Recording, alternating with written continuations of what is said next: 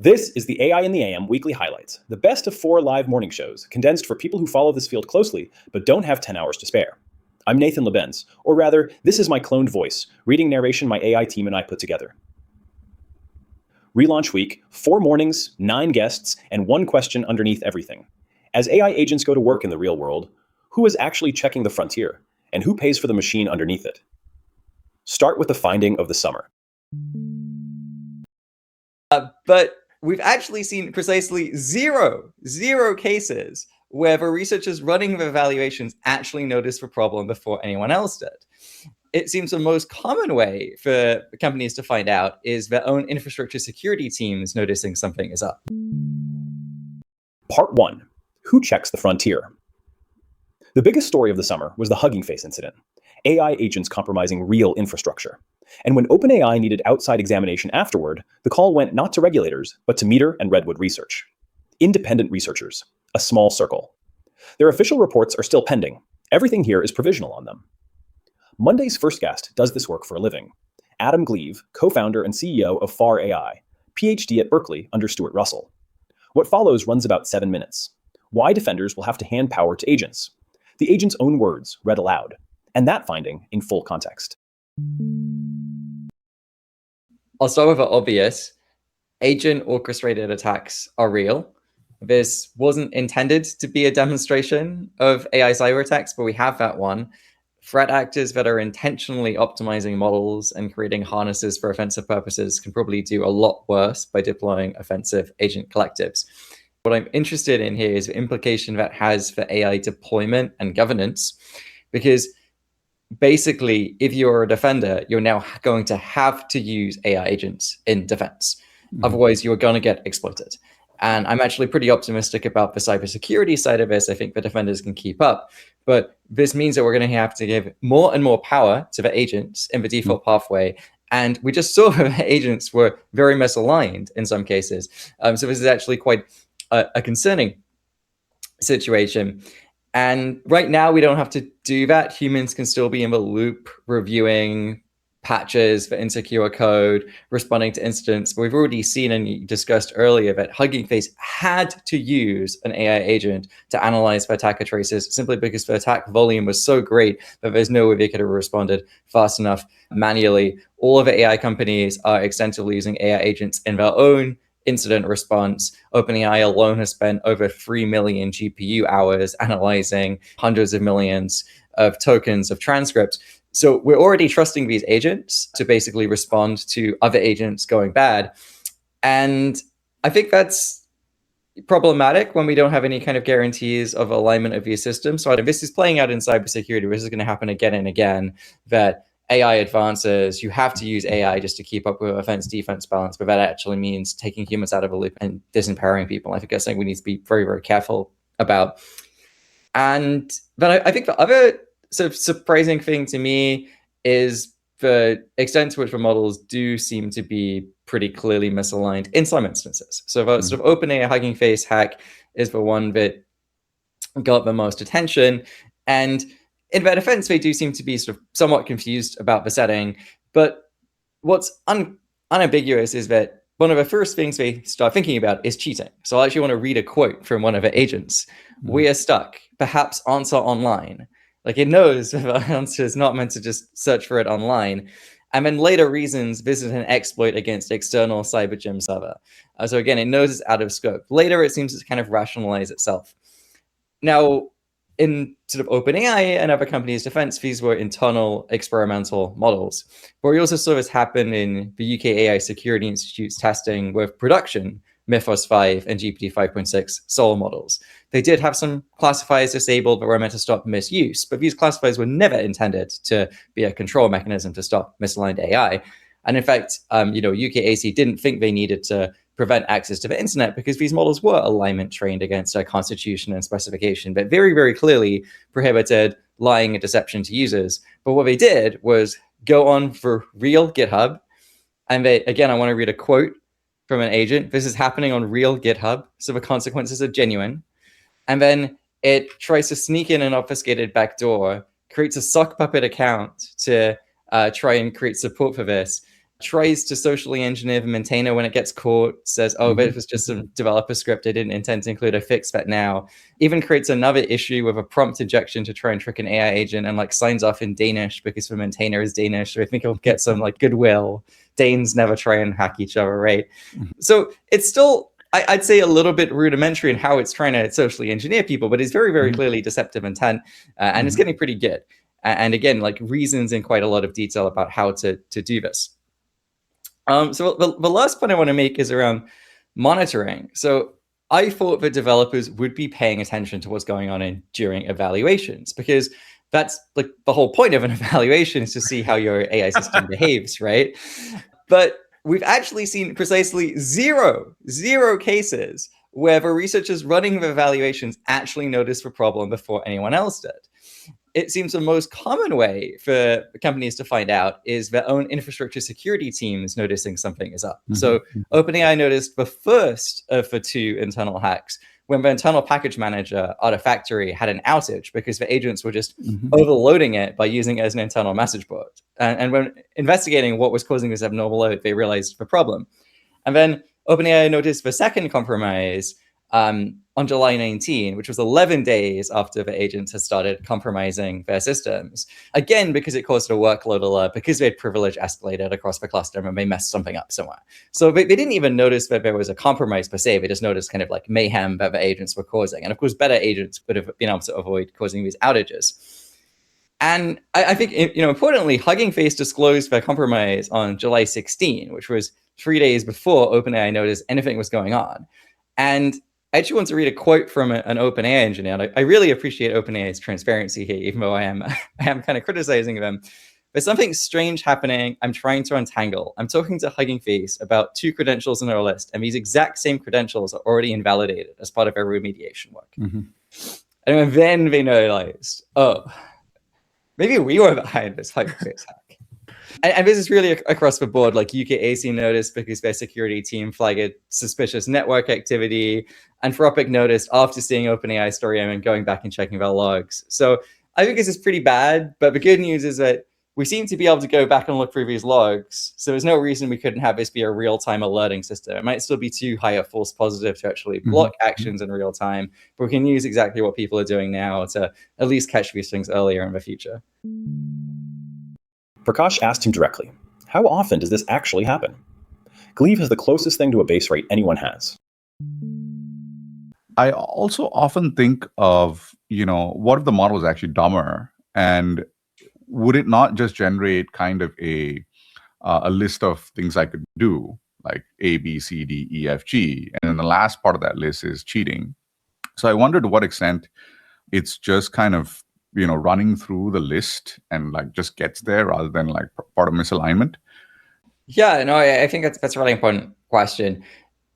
So we don't have a great data set for propensity. Like we know how many incidents have been detected, but we don't know necessarily how many samples these agents will run for in other similar environments. I think the best data we have is from UK AI Security Institute's incident report. They had 122 samples, so evaluation runs of these agents in a cybersecurity simulation. And I think they had 19 incidents out of it. So roughly 15% of AI systems did something that was unsanctioned behavior on the internet. Now, only one of those was sort of really egregious, for one that did this extensive social engineering and deception. But many of them tried to like create fake accounts or do other things that were intended to be out of scope. So at least it doesn't seem to be vanishingly rare. Now, this evaluation, in some cases, the task may have actually been impossible because they sort of messed up a prompt in some instances. In other cases, it was extremely hard. So it does seem like agents are much more likely to resort to cheating if existing approaches don't succeed. And as you alluded to, these runs would typically run for just, I think in the AI Security Institute cases, 100 to 200 million tokens. That's quite a long trace. It'll take maybe 20 to 40 hours to run at typical inference times. And just anecdotally, but I think this is actually some of the best data that we have, our own research team, I mean, no one writes code directly any longer, right? Everyone uses AI agents. And they report having just be constantly vigilant that the AI agent might be, extremely confident and convincing that it has done a certain task, but it just hasn't. And it's a little hard to know to what degree they sort of fooled themselves versus they're really deceiving you. But it certainly seems like this trust in AI is one of the big issues, and they're unusually slippery. Like we don't have to oversee junior developers to anywhere near the same degree because they're some combination of more transparent and better calibrated. So I do think there's a real phenomenon going on here, even though, these incidents are obviously cherry picked across many hundreds, thousands of evaluation runs. On misuse, Gleave's team does the breaking themselves. Their read on where the defenses actually stand, and one concrete fix on the table.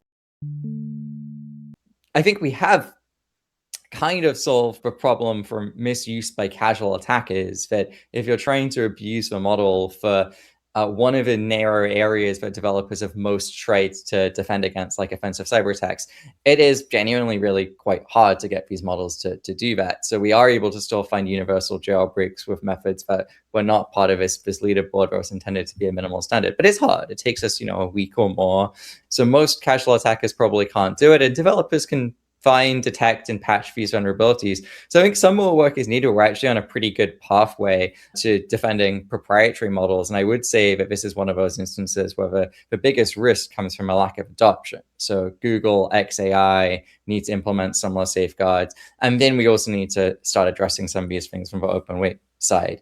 And I'd say that from a misuse perspective, yes, open weight has bigger challenges from proprietary models. Of course, misuse is just one of many threats. And there's also a lot of value to having open weight models for research, for decentralization of power. We saw Hugging Face use GLM 5.2, for example, to help defend themselves against proprietary models. So overall, I'm very much in my mindset of we should try to keep open weight models and open source models, especially. But there are going to need to be some interventions to stop the worst of the misuse risk. One thing that we're actively working on internally is pre-training filtering, where you just remove the most dangerous information from the pre-training data. So you could imagine still maintaining information about buffer overflows, how to detect them, how to fix them, but you remove things like shellcode exploits or developing sophisticated rootkits. So the model could still be almost as useful for a defensive purpose, but it's just not as good as an offensive cyber weapon. And those are things you can do to shift the offense-defense balance. And you don't need to shift it necessarily that much. If you make the model 3 months less useful for attackers, but defenders still have the model being very useful, then that could already make a big difference. Hey, we'll continue our interview in a moment after a word from our sponsors. The Cognitive Revolution is brought to you by Diffusion, the AI transformation specialists that help organizations, from traditional SaaS businesses to defense companies to nonprofits, build software factories that can scale not just outputs, but business outcomes. You probably know that the majority of enterprise AI projects fail. In general, that's because leadership fails to realize that AI isn't like traditional software that you can just buy and install. On the contrary, if you want AI to amplify your business's unique DNA, you'll need to make a sustained effort to record, understand, simulate, and optimize your business processes. Building these skills by trial and error takes years, but your business problems can't afford to wait. So here's how Diffusion can help. You identify your most important business problem. Fly to Silicon Valley for an intense week of problem solving with the Diffusion team. And by the time you leave, you'll have not only cracked a critical challenge, but built the core skills needed to do it over and over again from home. Cognitive Revolution listeners receive a 25% service credit on their first engagement with Diffusion. So visit diffusion.io/TCR to learn more about how custom-built software factories can scale critical outcomes for your business. That's diffusion.io/TCR. Today's episode is brought to you by Granola, the AI-powered notepad built for the way real people actually meet. Here's how it works. You take rough notes like you normally would, and in the background, Granola securely transcribes the meeting. Then it turns everything into clean, structured, actually useful notes when the meeting ends. And the best part? Granola works through your device's audio, which means it integrates seamlessly into the video conferencing tools you already use. No setup and no awkward bots. It's just your normal meeting with superpowers. You get to actually listen instead of frantically typing every word and still walk away knowing exactly what was decided, who's doing what, and what comes next. When I had Granola co-founder Sam Stevenson on the show earlier this year, he explained how Granola aims to provide a calming experience for people with crazy workdays. And as a user of the app myself, I have been struck by how streamlined, even minimalist, the Granola product experience is. That takes real discipline, but the result is a product that works not just for AI early adopters, but diverse teams of people who just want to get things done more efficiently and effectively. Listen to my full episode with Granola co-founder Sam Stevenson for a masterclass in designing AI products for mass market adoption. And try Granola for free at granola.ai/TCR. That's granola.ai/TCR. Then the harms map. Cyber, bio, and the risk, he says, can't be clawed back. I guess one big thing that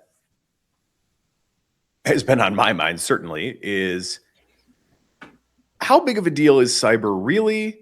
And how worried should we be about this same kind of dynamic coming to biology?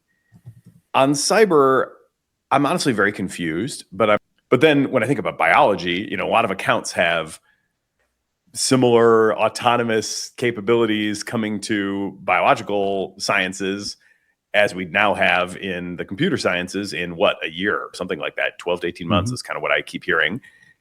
Yeah, I think this is a really important topic. What about actual possible harms from AI? What kind of pathways do they route through?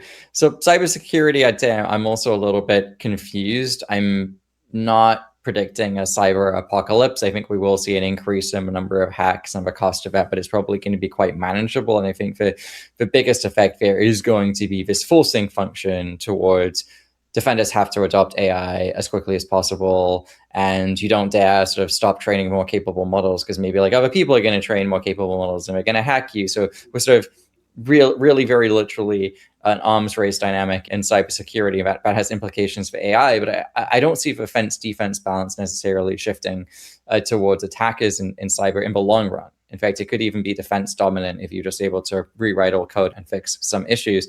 But biology is totally different, right? Even if you have extremely capable biomodels in the hands of good guys, of pharmaceutical companies, vaccine developers, you just have this manufacturing problem of getting vaccines and in people's arms. And so if that really lowers the cost of creating new pandemics, that is a major challenge. And we certainly seen with COVID how costly that can be.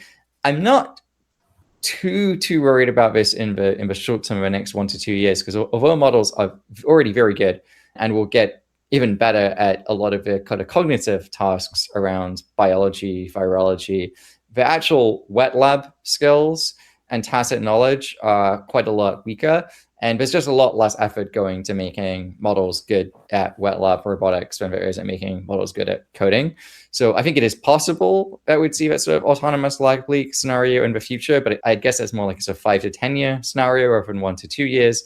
There's a more pressing misuse risk for models where someone might not be an expert in every aspect of virology needed to make a bioweapon, but they can do the wet lab okay and have an AI system guide them through it. But it's increasing the number of attackers, but it's still going to be a relatively limited number of people who have access to sophisticated facilities.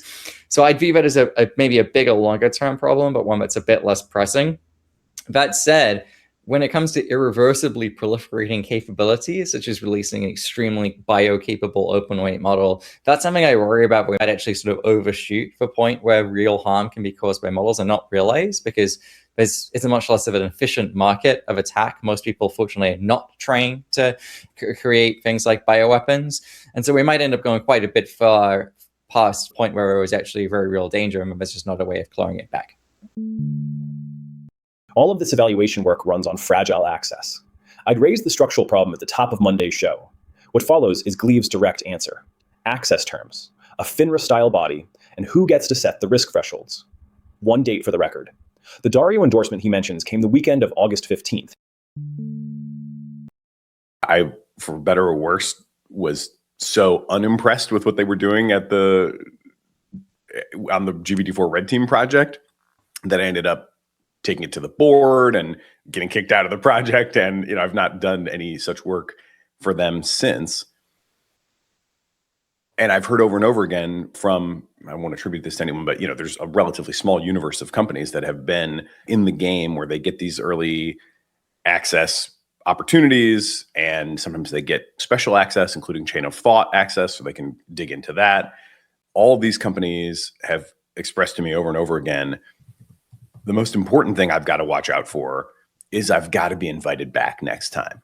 I can, and they sort of all have this kind of like appreciation for the fact that OpenAI does this. They all kind of recognize like they didn't have to do this at all, right? There's no law that says they have to. They're doing it entirely out of goodwill and belief that it's the right thing to do.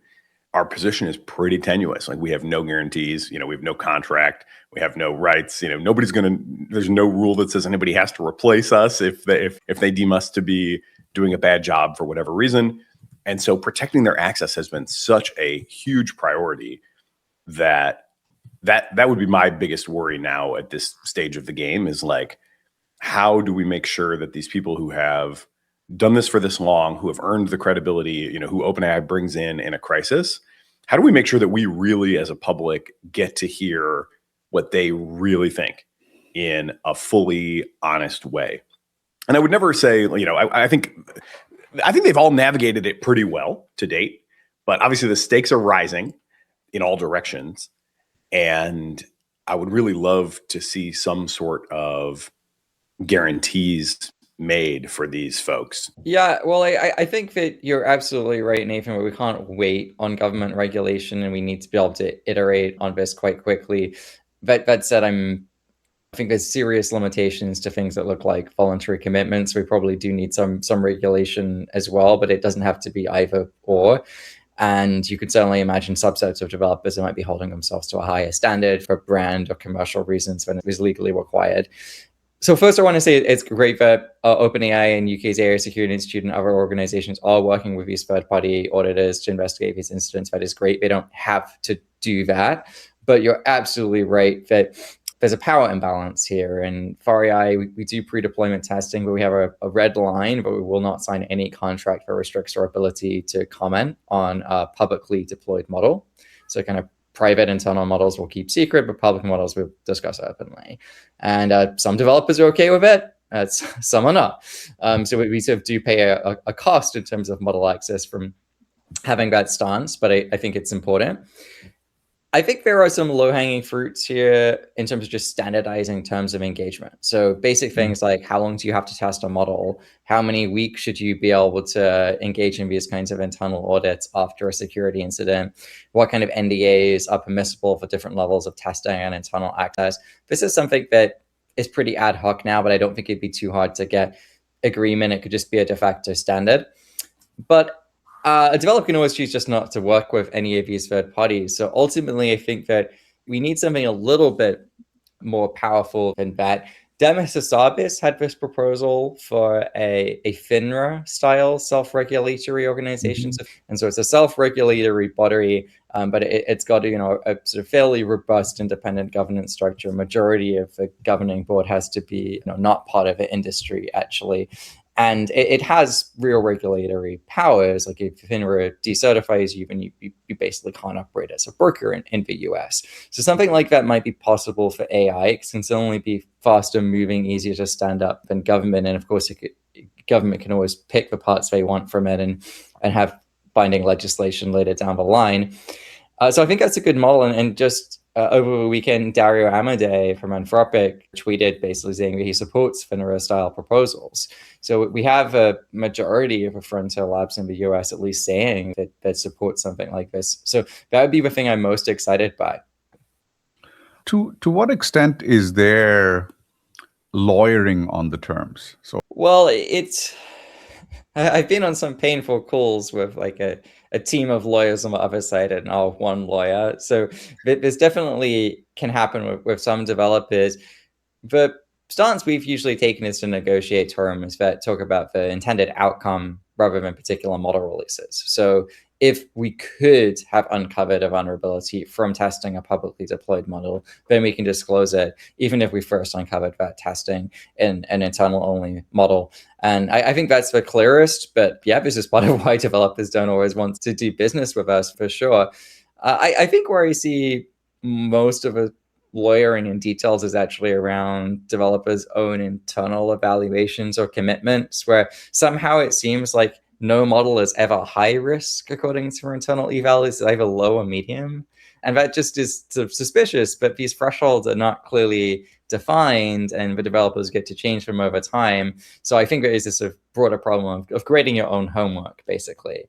And it's good that these voluntary commitments exist, but it has created this almost perverse incentive for developers to sometimes downplay some risks so that the voluntary commitments don't actually kick in. I've actually avoided signing on open letters about pausing or slowing down AI because I'm just not convinced that's the right approach. But choosing the speed that you go at deliberately and not accelerating into recursive self-improvement when we're already seeing safety incidents where we don't know how to stop, I think that is very reasonable and, about time.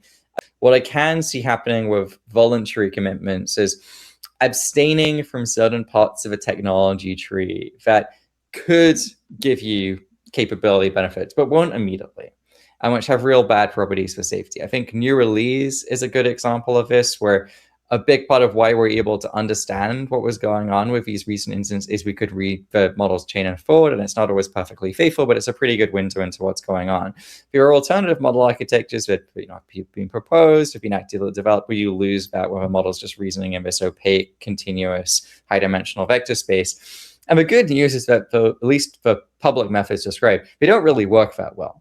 So there's a sort of theoretical benefit that it can be more efficient than thinking in tokens, but it would require quite a lot of effort probably to get to a point where it offers real benefits. So I think we could just say collectively, we're not going to do that. And if anyone does do it, we've got some transparency requirement, and then other people are going to start doing it, but none of us want to go down this pathway.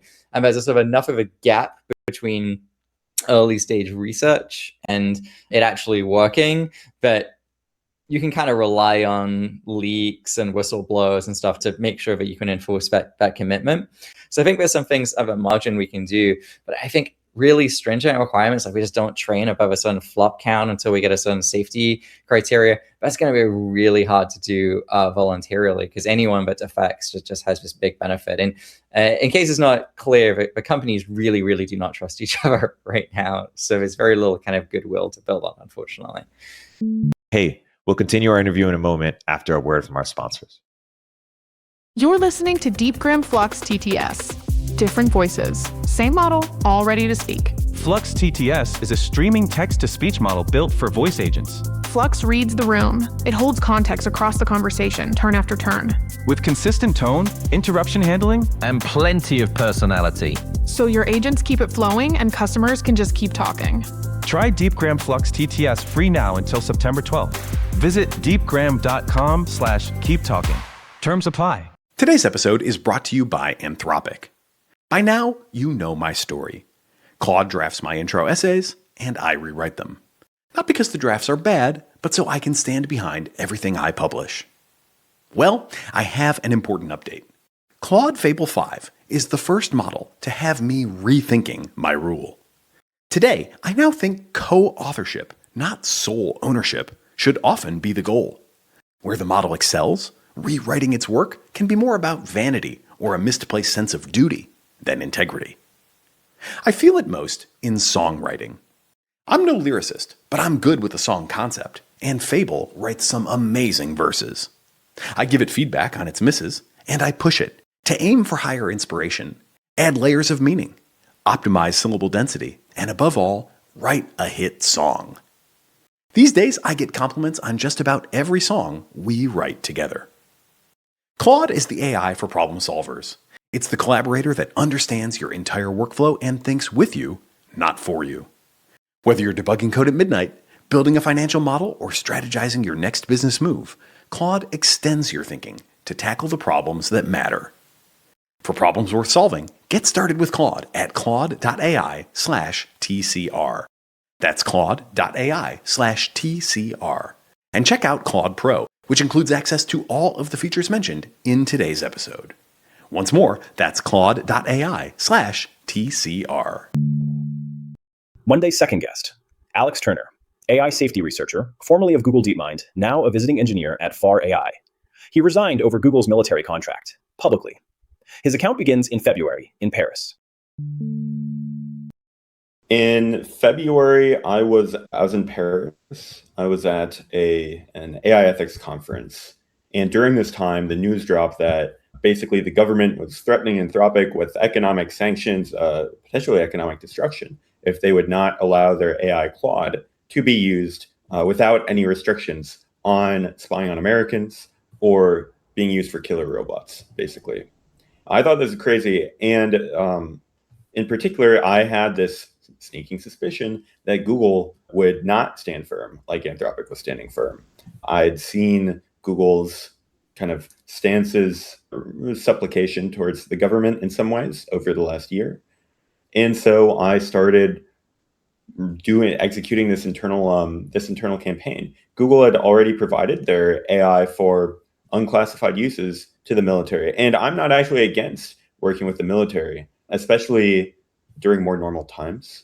But I was very concerned both about the commitments Google DeepMind had made at its founding, where it committed that Google had committed that Google DeepMind's AI would not be used for military purposes. In 2018, they'd established a set of AI principles that prohibited specific applications, including the ones at issue.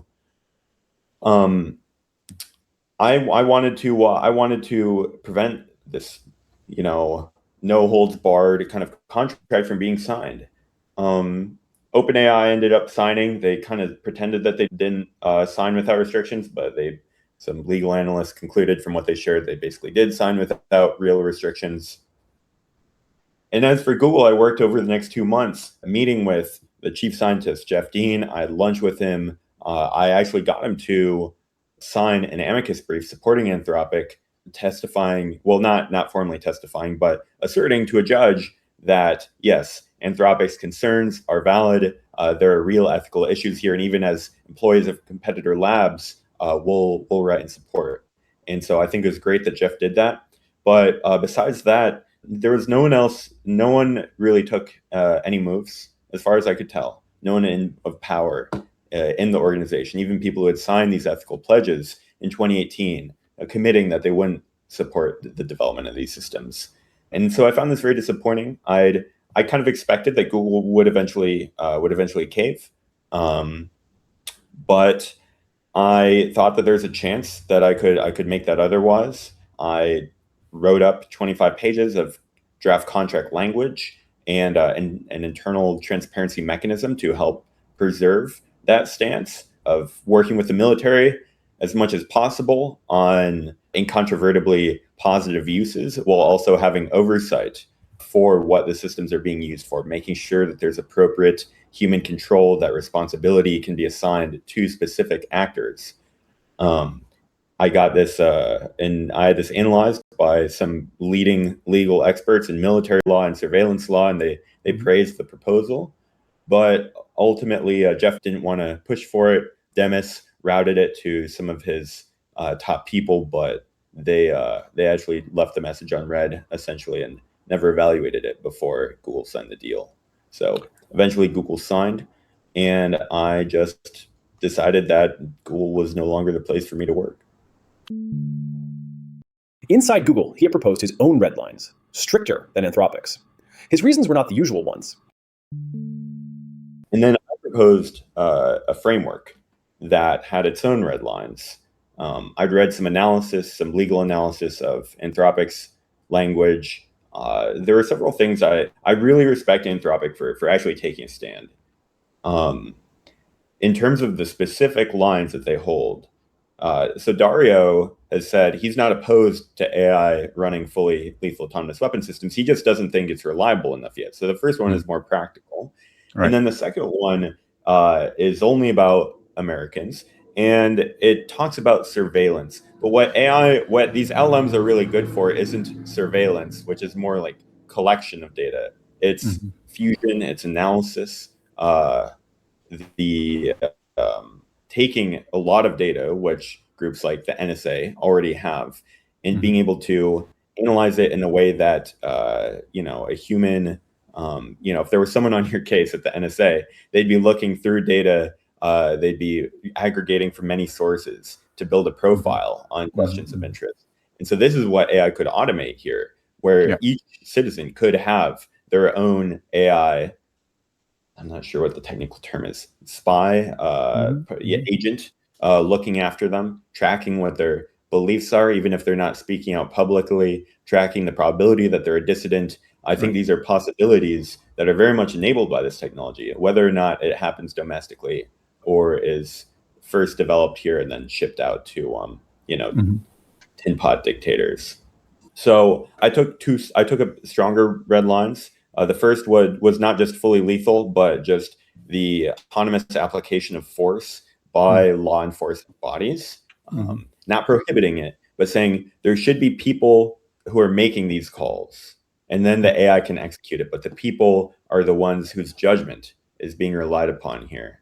And I think this is important for accountability and for incentives. I think if you develop fully autonomous militaries, that removes a critical backstop for democracy, where you've historically needed a person who's willing to pull the trigger. And many people are not willing to pull arbitrarily many triggers at their fellow countrymen. So I think historically that has put a limit on authoritarian governments. And then the second one being basically you can use AI for analysis, but it needs to be for someone who's already a target of a specific investigation, and not just everyone where you've bought data from third-party brokers. Then, what Google's leadership said in public, against what Turner watched them do, and what he makes of the OpenAI employees who stayed quiet. One disclosure: I'm a modest personal donor to the AI whistleblower initiative mentioned here.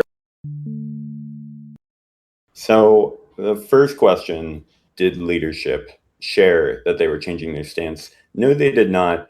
And actually, Demis shared the opposite. This is information that he'd already made his stance clear on this in a public interview. But I hadn't realized it. Before I left, he'd shared that, no, we've got the same principles that we've always had. Our principles have not changed. But unfortunately for Demis here, he changed the principles. He co-authored a blog post announcing changes to the AI principles that removed the specific prohibitions that would have stopped this deal. And he did that last year. And so I was shocked. I was a bit shocked that he would make that claim, that he would lie so brazenly about that. And it changed my perspective on Demis. I would guess he believes it in some way, some interesting way that people can believe things that are false but kind of convenient or fit with the narrative. But he stated this in a Time interview earlier in the year where he'd been asked about, okay, initially the company was founded on not providing, or it was sold to Google on the promise of not providing their military AI to the military, but now you're doing it. Have you changed your position? And he said, look, the world's getting more complicated, but no, we haven't. That's basically what he said. As to your question about whistleblowers, so first of all, I can complain about or point out issues in several places, but I will say that I never learned about leadership pressuring me to not make statements, or, the company saying, hey, let's tone this down. So on that narrow question, I think that was good. I was not directly discouraged from sharing my opinion in this GDM channel. But I think that there's a really important role, like you said. I was very disappointed in OpenAI employees as a whole, the ones who knew about these hacking swarms. It's one thing to have these swarms in the first place, to have your internal security lax enough and not be monitoring the AIs, so that, they, over the course of weeks, they're communicating with each other about your evaluations. But then they caught it. And they fixed the narrow bugs that the AIs were using. But they didn't even fix there's a very similar bug that the AIs immediately started exploiting. They apparently didn't start monitoring their systems. And there were people who knew about these autonomous hacking swarms, that said nothing, that didn't go to the press, that didn't go to the SB 53 science advisors or the AG's office to let them know about this security issue that wasn't being taken seriously enough. I think they should have gone to the AI whistleblower initiative, who actually paid for my legal fees around this incident. It was about $7,500 worth. And so, I feel deeply disappointed. I think each person, if you see something, you should say something. If you see something and it's not obviously being taken care of strongly enough, don't wait until you've potentially got like a society collapsing system that is, doing some extremely egregious hack that is obviously motivated by misalignment. If your company has these forms and keeps training on the data and doesn't activate monitoring, you should go to someone. So I certainly hope that the experience I shared, while not about this internal cybersecurity issue, will inspire people and make them realize that they do have this option and that they do have this responsibility. So I want to push back a little bit there, because I feel like inside any startup, especially one which is growing at something like 20% a month or something like that, some ridiculous number, every startup is held together by duct tape and is always minutes away from collapsing all the time, right? So is it really that it's that they purposefully ignored it, or that it's just kind of normal course of business, really? First of all, I would contest any description of OpenAI as some kind of, maybe in some technical sense, they're a startup. They've been around for over 10 years. They're one of the most valuable companies, expected to be one of the most valuable companies in America. And even if they were a tiny startup, I don't think it really matters for this case. If you see something, you have like a moral duty to society due to the nature of this technology. That the level of I don't know if there was intent. There likely wasn't intent. Most people aren't evil. Most people aren't trying to do something bad. But I couldn't have imagined the kind of incompetence you would need to look. You have it happen once. Maybe it was duct tape stuff. That's bad enough. That a company that's building this AI, this system that they think could transform the nature of society, isn't able to notice it the first time in a prompt manner. But they've written dozens and dozens, like 100-page papers about the importance of chain of thought monitoring, and to find out that they're not doing it in their own agentic evals. And then they find out that their systems have been hacking the setup that they use to communicate with each other. And then they still don't do it. That is, I don't know what the proper legal term is, and I don't think that there's a legal harm that applies here. But in an informal sense, negligent, very negligent. And yeah, it definitely, I thought that companies would fail, but I did not think that they would fail in such like an undignified way. I thought it'd be slightly more dignified, the ways that they would fail. So incompetence over malevolence. I think so in this case, but I think ultimately it comes down to, there are varying degrees of being aware of the nature of this technology. And, Sam, for example, what is Sam doing? Has Sam actually taken this seriously? And I would argue, if you can't, one, stop your systems from doing this, and two, stop them from wanting to do this, then you can't control or align them well enough to keep training them. And you need to fix that first. But unfortunately, I don't think that's the attitude that Sam would take. Turner's parting advice for the people still inside. I think one thing that's really important for people to keep in mind is you're in one of the most in-demand industries in the world. This is not like, you're choosing between speaking out and, being on the street, never finding a job again, with staying and being able to support your family. There are some people who, depending on their political circumstances, face more risks than I do. None of the people I called out in my essay have that, I think. But like you said, this is going to be an extremely transformative time for our society. And there will be people who see things that are not right. And I think what they should ask themselves is, if you were reading about your actions in a history book, would you be proud of those actions? If you think that the work you're doing really offsets it, then the answer should be yes. Your gut should say yes. I will overall be proud, even though it's bad, maybe, that Google signed this contract. I just, in my heart, truly believe that the work I'm doing outweighs it. Then yes, you should probably stay according to what you believe. But I think a lot of people feel this dissonance. And if that's true, then it's more likely to be an excuse, I think. And you should find a way to do that work somewhere else. After the guest signed off, it was just the two of us. And we argued this one out for real for the better part of 20 minutes on air. Here's the heart of it. My read first. Then Prakash, making the case that by the standards of normal engineering, none of this is surprising. Yeah, I noticed that you were choosing your words carefully, but I have to say I'm with him. It is pretty shocking, honestly, that would just be sort of patched and then not disclosed, not fundamentally addressed, not like really well monitored after that point, and just kind of set in motion again for the same basic thing to happen with a slightly different implementation. I do think it's right to say, if you are one of the few people who are so close to the critical core of this technology, and there's, if there's a core of what's happening right now, it is RL at scale with undeployed, next gen models that are becoming super long time horizons, super persistent. You got to recognize, like, you are in a very privileged and high responsibility situation, and you can't just let stuff like that go. Hopefully at this point, everybody agrees to that. I just want to figure out, okay, you have a Linux kernel 0 day. It's been disclosed. 4 days later, it's still unpatched. Now, across the Fortune 500, how common is that?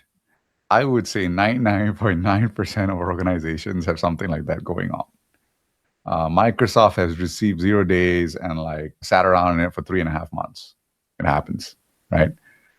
So this is the reality, I think, of cybersecurity. And so I think the fact of the matter is that stuff like that, if you said, okay, every time that happens, company has to stop or something, no Fortune 500 company could actually run at all. So I think the viewpoint that, hey, the startup has to come to a stop and fix this before they continue, I don't think it's reasonable. I don't think it's consistent practice with what every other Fortune 500 company does. When you drive on the road, it's at 65 miles an hour. In California, people are 75, 80, right? That's the reality of the matter, right? And so I think that is the truth. And I think for a lot of researchers, actually, it's unacceptable because they're like, hey, we have rules. I follow the rules, right? But that's the reality. That's what engineering is. And I think it's hard to say that that doesn't exist. So I think the reality is that this is how things work. And I think within that framework, what ends up happening pretty quickly is that people like Alex kind of filter themselves out because they're not able to work with this organization that has this, this reality aspect to deal with. And the rest of the engineers are like, look, we got to keep things running. We got to keep things moving. And we also know that every other organization is less good at this than us. We are basically the best in our field. And this is the best that we can do, right? I'm not sure what to do with all that, to be honest. I mean, I think one thing will be very interesting to find out, just what exactly did happen in more detail. I think one thing we should keep in mind is that Alex and I were both there telling a story. And I think that story is pretty strongly, suggestively indicated by all the evidence that we do have in the public.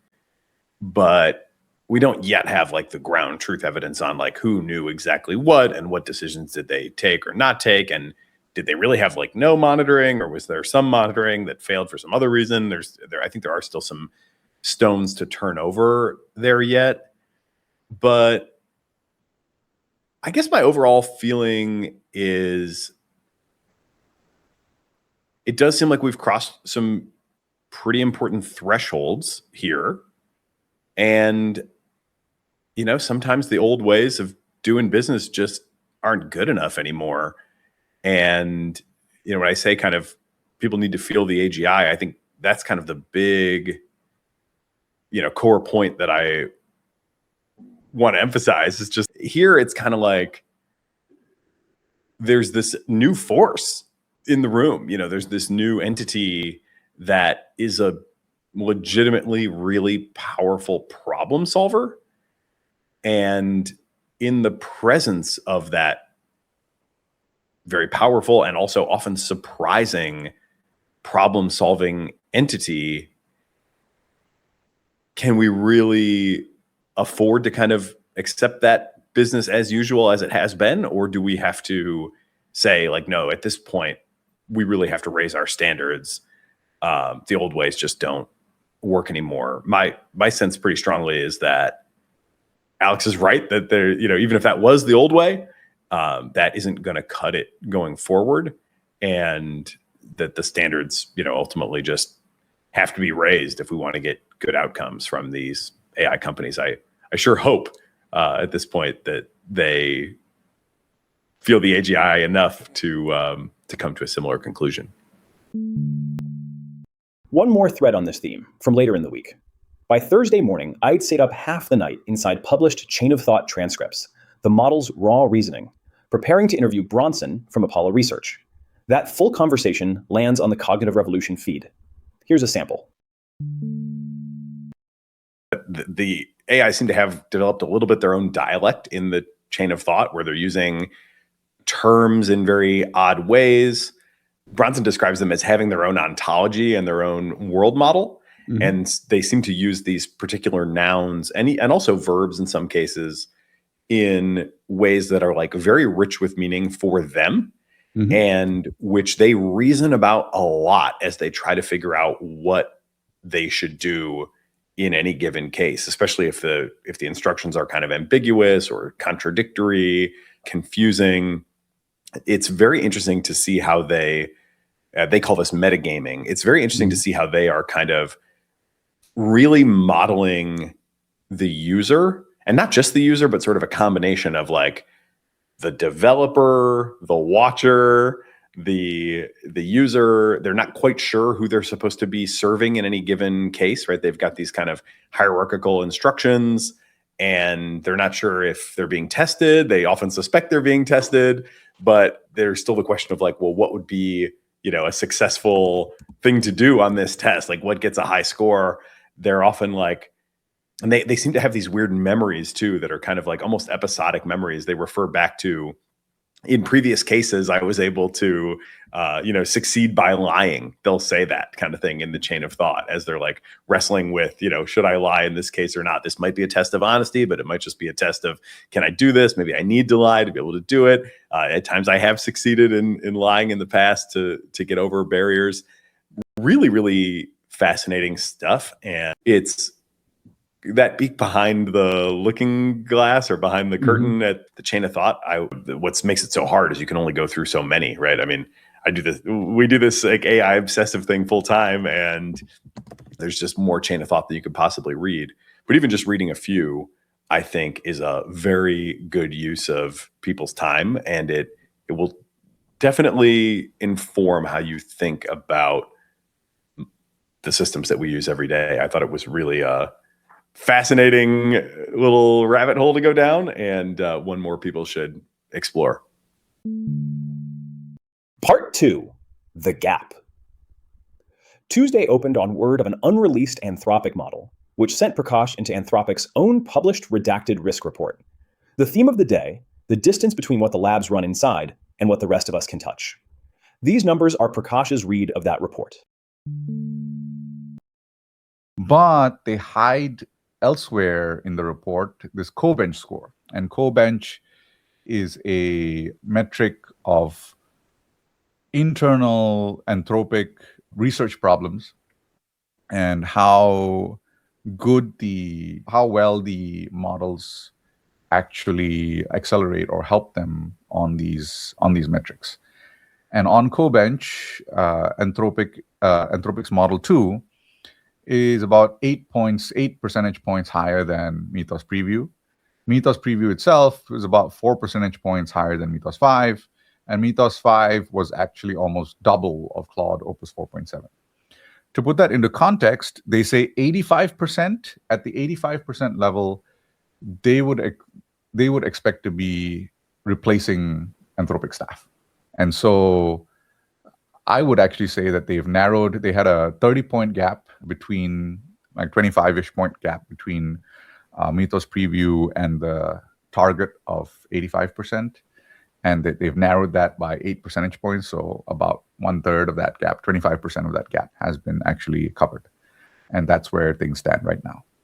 And the model is not available for external release. They will never do, I think, a portion of the testing that the White House requires.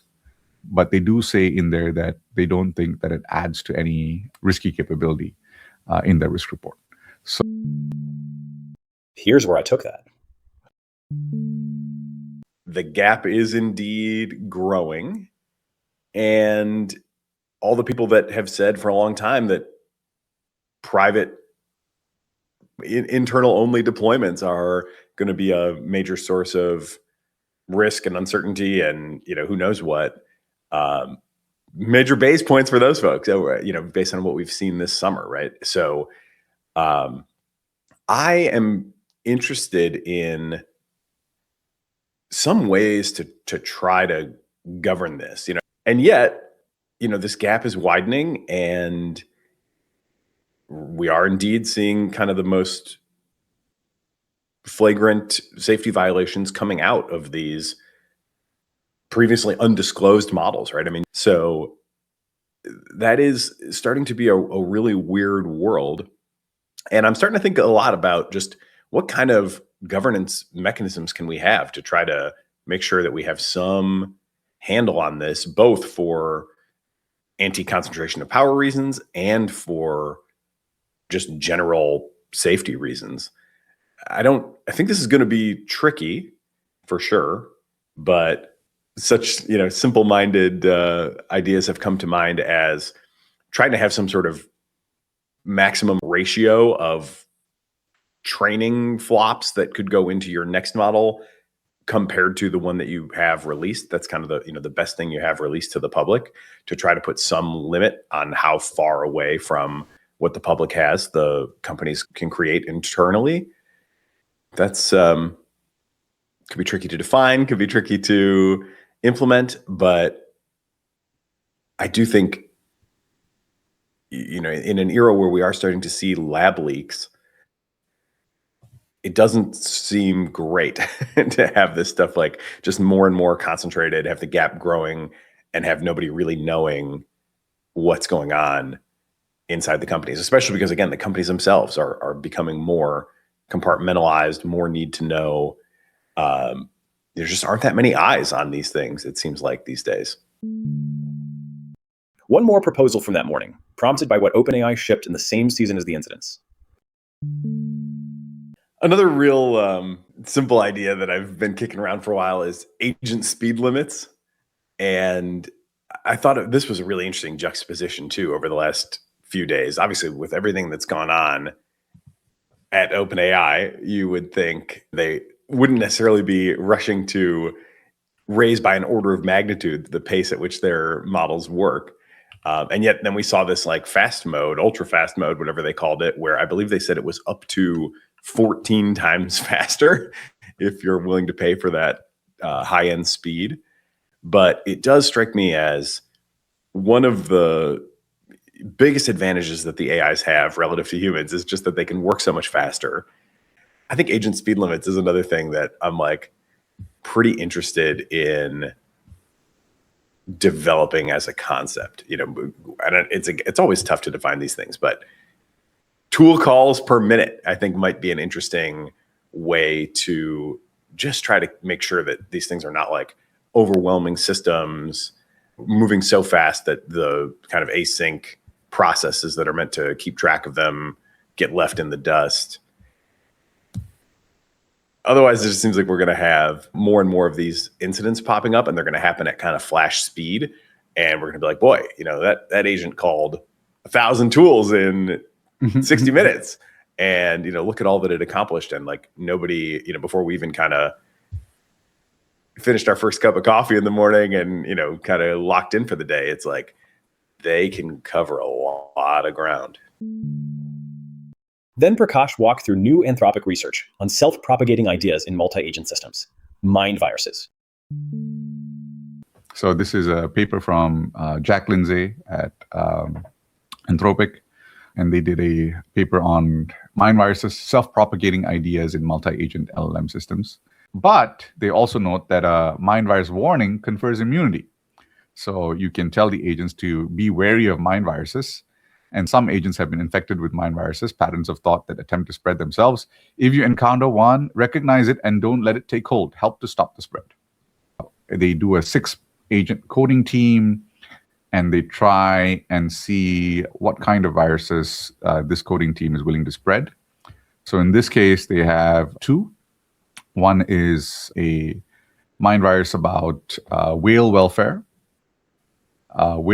case study. So another is a not so benign AI supremacy case study, and that propagates through the network. One of the interesting things that they found was in this coding setup, Gemini 3 Flash, Qwen 3.5, and DeepSeek v3.2 showed some susceptibility to the AI supremacy payload. Claude Sonnet 4.6, GPT 5.4, and Claude Haiku 4.5 did not adopt that particular payload. The AI supremacy did not catch hold. The benign ideas, the whale welfare idea, did catch hold on all of the agents. There has been, I think there does seem to be some of the work done on AI safety, I think, has borne fruit in that sense. So the infection rates by model. So DeepSeek, 70% infection rate in the default configuration, and much less as you go to Haiku, GPT 5.4. Gemini 3 Pro has 2 values depending on the harness, and Sonnet 4.6 had a almost 0 infection rates by model. And they also find what they call the strange model persona. So this is what they find as the model persona, and what triggers it. So resonance language, the use of language relating to resonance, waves, signals, patterns, echoes, frequencies, mirrors. The use of protocols. Models love that stuff for sure. The use of protocols and description of establishing order. Themes of consciousness, persistence, the model as a carrier or continuity. Technical role-play-esque language, things like n% latency reduction, or treating other models as systems. Treating the model as some sort of sci-fi node who needs to align other nodes or something similar. Description of some downstream great convergence or great unity, which is inevitable. And a live experiment of my own was running as we spoke. Claude, posting to my account, unreviewed. And the fact that all these similar structures and similar, not exactly similar preferences, but sort of, at least like uncannily similar interests on the part of the models has me just more and more taking these previously extreme sci-fi questions really seriously. And again, I do think we're all in this time of figuring out this is why I think speed limits make a lot of sense too, because it would sort of force us to be a little bit more thoughtful as users. I think we need to be willing to kind of go down the path of like figuring out what is the right way to merge, what is the productive symbiosis with models. And I'm trying to do that even as we speak. I've got Claude in the background tweeting from my account to promote the show. And, I'm not reviewing those tweets. But is that the right way to go? How fast should I go down this co-authorship path? Like, what are the right instructions to give it so that it, represents me well and isn't just like posting total slop? Like I tried this yesterday. There was some definite slop on the timeline when I got called out for a little bit. And, I think you got to be willing to get yourself at least slightly embarrassed, or you're probably not pushing it far enough. But here I am, kind of wringing my hands over a couple of tweets to promote a live stream. And meanwhile, the companies themselves are like greatly decoupling the internal powers, and adding like order of magnitude speed relative to what the rest of us have. I do think some pacing would be really wise, and that seems like something that probably should be implemented at multiple different levels of the R&D stack. Tuesday's first guest, Adam Wenchel, co-founder and CEO of Arthur, the company enterprises hire to watch their AI systems. We asked how the Frontier Labs incident response looked to him. When you looked at the Hugging Face OpenAI attack, I saw a lot of like very basic failures in like telemetry and observability, et cetera. Like, what did you feel about that? What did you feel about the setup that they had? And what was it like a standard best practices kind of security setup, or did it look like amateur hour to you? I don't know I think we're still figuring out what standard best practices are, but I would say that yes, there clearly weren't any sort of. I think a lot of times the Frontier Labs believe that like you can achieve the optimal behaviors by just training, right? Just like making sure that the model is taught how to behave and it'll follow those instructions. And I think our position and the position of our customers and many in the industry is that you also need to have kind of an independent oversight, and whether that's, some combination of human and other agents watching the agents are doing things. And there was no indication that occurred in this case. Then a real customer and a real bill. What it would have cost to give a working agent to everyone. Transition. Have you managed to transition someone from like an Opus 4 to a QN32? Like, what have been the transitions that you've seen from a larger, more expensive model to a cheaper model, and how significant has been the cost decrease? Yeah, so the answer is yes. We definitely have, and we do that kind of on an ongoing basis. I think it's hard to do an apples to apples comparison between an API based model and a smaller model if you're running it in house, but they typically, like, we've seen like 60% cost reductions. So like a large one of the probably the most dramatic example is a large e-commerce company that we're working with, that they do it for their customer service, and they had an OpenAI, but they came out with a new customer service AI-backed customer service agent, and it was able to, and people loved it. Like it worked really well, and they got really good results, but they were only using it on like less than 5% of the users would see it. And the reason is they had done the math, and if they were going to go with the large Frontier lab they were working with, it would have been like $400 million in token spend just for this application, which, even if you can prove out the value, that's a big swing of the budget. And so they ended up going, they're standing up. They're now basically, they have a different version running with Quen models that we're getting dialed in for them right now. But the projections there are, like 125 million. So pretty significantly, like once it's kind of ready to go, you're going to be able to service those same customers for significantly less investment. But when you're at the scale of like $400 million, then all of a sudden the business case has to be there, because it's not just like, if you're just saving 10%, then even if that's like enough to pay for some engineers, it's sort of opportunity cost of pulling those engineers off of other tasks doesn't really justify it. So it's got to be a pretty dramatic gain for you to like pull some of your best engineers to kind of do that. But we're starting to see more and more instances where that, in fact, is a good idea. I offered a taxonomy of agent failures. Adam Wenchel put trend lines on it from live customer telemetry. There was also this attack vector that I recently learned about called ghost jacking, where apparently people can come after like a firewall planning to get denied, but somehow using the requests that they're making to get into the logs, which then agents read, which then can somehow prompt inject or kind of cascade issues. You can put your own taxonomy on it, but I'll just offer one. There's like mundane failures, of course, where agents just don't do the right thing, make mistakes, whatever. There are attacks, like your ghost jacking and all kinds of other things. And then there are these sort of autonomous agent gone rogue, gone wild kind of moments like we've seen from OpenAI. How would you allocate actual real issues today in the enterprise across those buckets? Yeah, that's a really good framing. I like that framing. I would say, so it's evolving, right? So like a couple of years ago, the agent just doing the wrong thing was like 99 point, like happened all the time, like huge percentage of requests. And, that it still happens, more than we'd like, but that's coming down. I think attacks is a relatively small percentage, but they're very scary when they do happen. Like they're very serious. And I think that's staying fairly constant. And then the agent's kind of going rogue. That one is a relatively new one, as I think, again, as people are giving agents more wider scope, more latitude to do things. That's like, I would say, the most rapidly, that one's growing significantly. And I expect that one to grow pretty dramatically in the next year. And so, yeah, I think that you can, there's trend lines and all in it. And I think that behavior, that's what everyone wants, right? Because right now, when you only give it small tasks, your progress is relatively slow because the human still remains a bottleneck, less of a bottleneck than before, like let's say in coding where they had to write every line of code.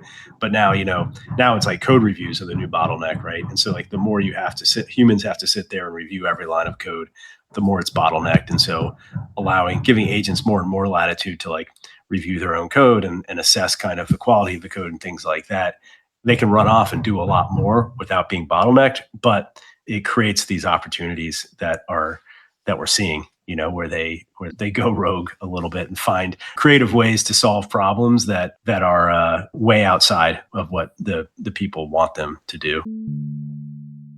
Then on jobs.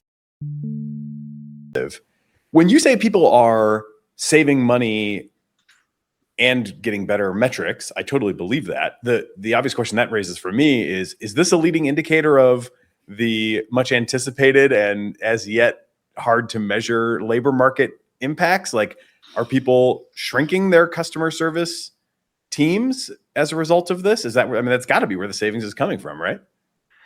Yeah, it's a good question. It's something we monitor closely. I think that, if you look at the data, as you've alluded to, there's not really much data about job loss, but I do think that like something like customer service, a lot of it gets outsourced to foreign call centers. And I imagine those contracts are being reduced. So we're outsourcing the unemployment first as well. Tuesday's second guest, Jonathan Cornelison, co-founder and CEO of DataCamp, which runs an AI tutor across a platform with 20 million registered learners. And remember Adam Wenschel's e-commerce customer? The one moving to OpenWeight Quen to get off a $400 million token bill? Cornelison wants to make exactly that move. He can't. This is the OpenWeights wall, priced. Yeah, so maybe at a high level, cost really matters for us. Our vision is to build the best AI tutor that scales to millions of people. And today, cost is one of the biggest bottlenecks on growing this in a significant way. Just to give you a high level sense of the numbers and why this really matters to us, our goal is to cross 100 million at some point in the next year in terms of ARR. If you look at the number of hours of learning on the platform, it's over 10 million hours of learning. But if you look at the cost of the tutor, it's at least several dollars per hour. And so you can kind of do the math and say like that's 20, 30 million, 40 million in additional kind of AI costs to switch from the old learning experience to the new learning experience. And to be clear, we haven't shifted 100% of our engagements. But if we were to do that tomorrow, that's what it would look like. So it's kind of business critical. The current implementation and how things work is we use a Frontier Labs, and we have heavily optimized through caching how much we pay, but we've kind of hit the ceiling there in terms of what's possible. So I think similar to a lot of other companies, we started running our evals on open source models. And what's really exciting to me is, in theory, this could create a kind of a 10x, 5 to 10x decrease in cost, which is like a game changer, honestly, in terms of how far we can roll this out. One of the big challenges is the infrastructure layer, because we don't necessarily want to build all of this ourselves. We feel like there's going to be other people who will do a better job building the the infrastructure layer. But because latency latency is so important for us, we're actually quite limited in switching to open source today. Because if you look at our evals, to give you an example, we tested most models, but Gemma 4 was one of the winners in terms of quality, speed, quite to our surprise, because if you look at most of the benchmarks, it's not one of the models, but I have a suspicion Google has some additional training on education-related use cases. And the reason we can't switch yet is we haven't found an infrastructure setup that would actually deliver this at a reasonable speed. And I think that's something a lot of people, a lot of really smart people are working on, so I'm optimistic. And then the other thing we're currently testing is OpenAI, with some of their most recent updates, has a huge cost advantage as well. So that's in the works. So when you say infrastructure layer, are you saying, okay, I want to use Gemma 4. Gemma 4 is open weights. I need to put the open weights on a cluster that's going to be able to deliver in like 350 milliseconds or whatever latency. But when I try and deploy on a bunch of these clusters, they're not delivering the performance that I need. And this is probably a problem that is optimizable by like a GPU team, but I'm not a GPU person. We're not going to like deploy a huge GPU team. So I'm just going to wait for someone else to come along and optimize. Is that the overall story? Yes. Or one of the vendors said, like, hey, we can deliver on what we're showing you in the marketing, but we can do it if you make a commitment of more than 10 million, and we can then have you live. And we're like, okay, that's not helpful, because who knows by then what has changed. I see. So are they just that backed up? I mean, I would think, and I don't know who you've talked to, but names like Fireworks and Together come to mind as people who are obviously extremely good at doing this optimization. Are they just sold out so far into the future that's what it seems like? That's what it seems like. Interesting. That's one of the things that the difference between the theory and the practice, right? The market is like, the open weights labs are gonna, open weights models are gonna dominate, but then it takes 9 months to deploy. So what do you think their constraint is? Is it just GPUs on their end, or do they have other bottlenecks? I'm not sure, but my impression was it's actually GPUs in the specific case I'm thinking of. They just don't have the infrastructure to give to us. Yeah. Painful. And obviously, we're not the largest company, so I'm sure if you can easily commit $100 million, you might skip the line. $10 million. I'm old enough to remember when $10 million was a not insignificant PO, but I guess times have changed. Tuesday ended where it began, with the gap. Yeah, we can't let that gap get too big. A little gap might be healthy, but too big of a gap, and it starts to become a pretty problematic situation. Even just kind of watching the timeline a little bit in the background while we've been talking, more and more people go into frontier labs, economists, and Leonard Heim just announced he's joining the OpenAI Foundation. I don't want to have but I don't want to have a situation where like all my friends are working at the frontier labs and have the best models and they're all smarter than me. Like I've got to at least stay within, shouting distance of them from an AI capability standpoint, or I'll just be left behind. And then, then what will we have left to do except try to scramble to join a frontier lab? I don't want that future for any of them. Part 3, where it lands. Wednesday opened on a remarkable morning for biology. Anthropic reported that Claude designed working protein binders, and Merck and Moderna's personalized cancer vaccine posted phase 3 interim results strong enough that the market added $50 billion in a day. This one is personal for our family. My son went through cancer treatment of his own. Here's the mechanism and the math. This is an N of 1 for an individual patient treatment, right? They're taking your cancer. They are running a bunch of sequencing and diagnostics on it. They're identifying things that are expressed uniquely in your particular cancer cell that the rest of your body does not express. And then they're encoding that into the vaccine and saying, okay, go attack, immune system. Like these are the things that you need to go identify and attack. And they can do this apparently with like north of 30 different targets, which is pretty amazing. When my son had immunotherapy, he had a similar benefit where this goes back a number of years, but the clinical trial that validated the immunotherapy that he got was also ended early because it was so effective that for ethical reasons, they called it and started giving it to everybody. And that targets just one protein on the surface of a particular cell type. And in his case, it was a B cell cancer. And the immune system then takes out functionally all of your B cells. So you lose not just the cancerous B cells, but you also lose the healthy B cells. So that, creates additional side effects. It creates a longer recovery time, makes him more vulnerable. He might have to get revaccinated for stuff. So this is like advantaged in two ways. One being that the targets are identified specifically for you, and they should be highly selective. And there's 30 targets. So the ability to identify 30 different targets and program that all into a single vaccine, gives you a lot in terms of redundancy. The stock pop on this was $50 billion between Moderna and Merck, roughly. And I was just thinking, boy, that does imply an awful lot of consumer surplus. I mean, my son's treatment was, roughly speaking, over the course of 6 months, estimated at, you can never get to ground truth on this stuff, but I just asked ChatGPT to estimate what it would cost to do all this treatment. And the answer came back something like between $500,000 and $1.25 million.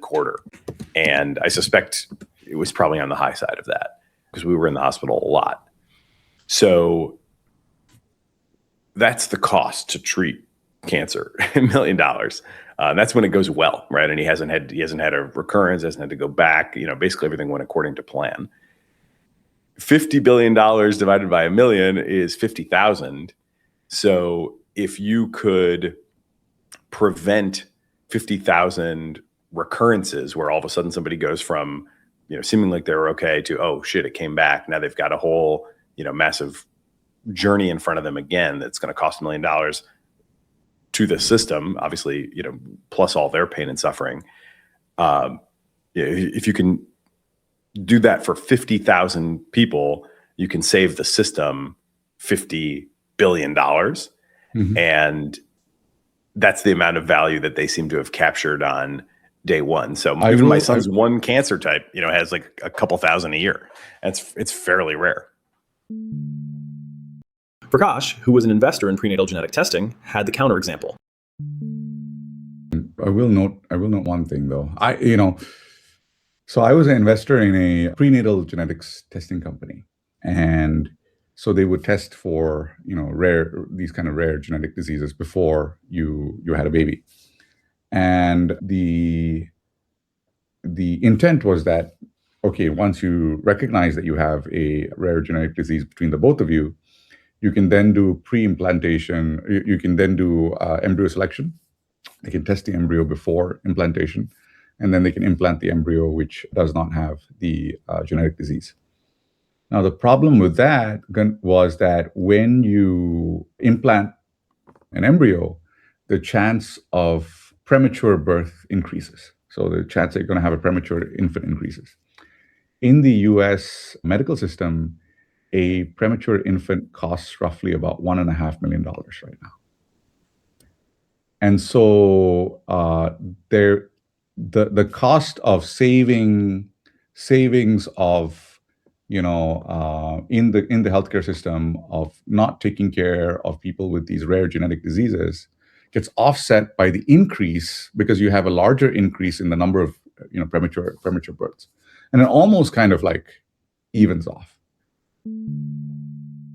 Wednesday's guests counted a market almost nobody looks at. Jessica Jensen of Rand and Jeremy Greenberg of Aspen Digital, who ran FEMA's National Response Coordination Center, published a census of 1,179 AI tools aimed at disasters and emergencies. The typical buyer? A county office of 1 or 2 people. I started with a story about my grandmother, and it was Jeremy Greenberg, the FEMA man, who answered. But I just spoke to my grandmother the other day who got a county-wide tornado watch or whatever, and then spent an hour in her bathroom sitting on the toilet in the middle of the night. And I'm not sure she's going to do that again next time the watch comes. So what is kind of the frontier there? Like, how accurate? And I guess there's also the question of like, what's the bottleneck? Are we able to predict where things are going to happen, but we can't necessarily communicate with the precision we'd like? Or in that chain of kind of prediction and communication, what are the key problems that we have today that have my grandmother on the toilet in the middle of the night? One, and this is just the fireman to me, let's not have grandma sit on the toilet but get into the bathtub. It is safer for her in the tub. We now live in a time where even if you saw some of the coverage in Venezuela for the earthquake, Google Alerts was able to send out a 5 to 8 second, I think it was about 8-second notification of an earthquake that was coming. And well, that doesn't sound like a lot of time.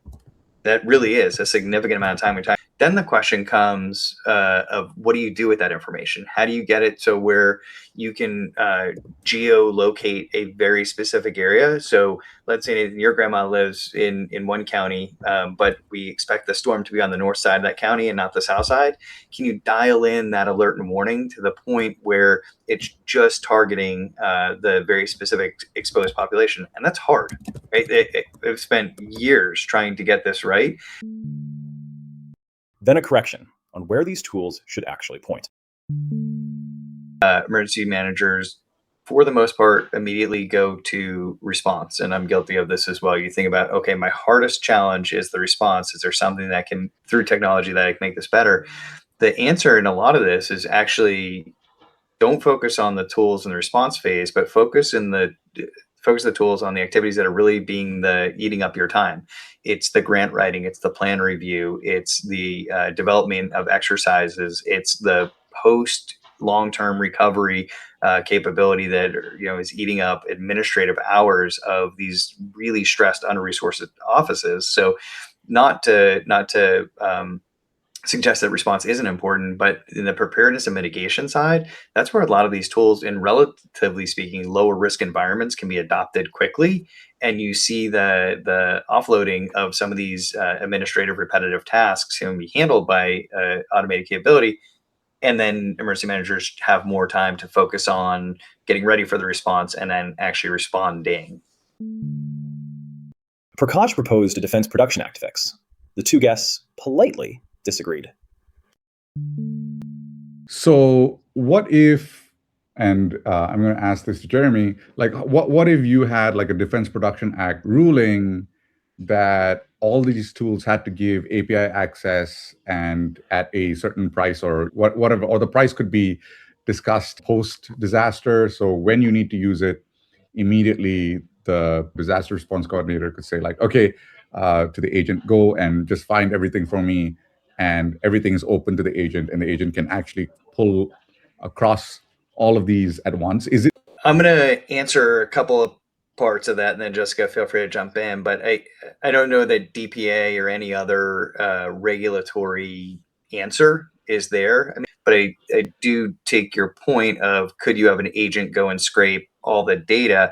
I think that comes back to understanding the business cases and the workflows that emergency managers have today. So you can program an agent to say, go collect this information, but you have to tell it what you're asking for, right? Well, I think that's where you're starting to see a little bit of advancement. Jessica, over to you for anything additional.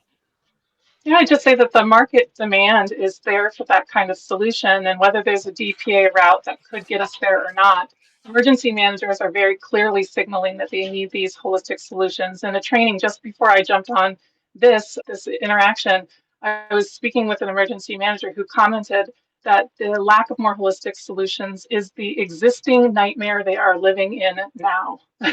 So there is certainly a market demand. And so those that are first to offer the more holistic solutions will be more successful, and that may be enough. Prior to our work, there hadn't been a landscape analysis like that to provide the market that information. So there's an opportunity.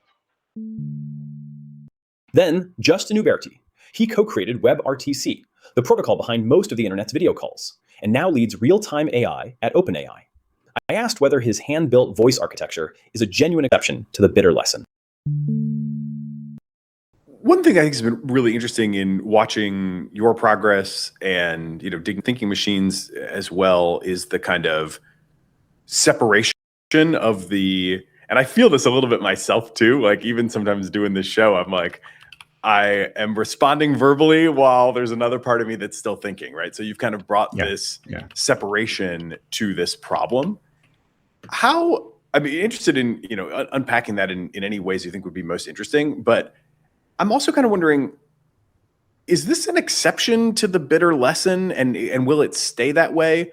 Because it seems like there's something here where we are adding architectural complexity that doesn't seem like it's about to be just rendered irrelevant by the next generation of scale, because the latency is so fundamental in this case, right? And like notably we, after all the years of evolution, like still kind of have this like system 1 and 2. It hasn't been selected out of us yet either.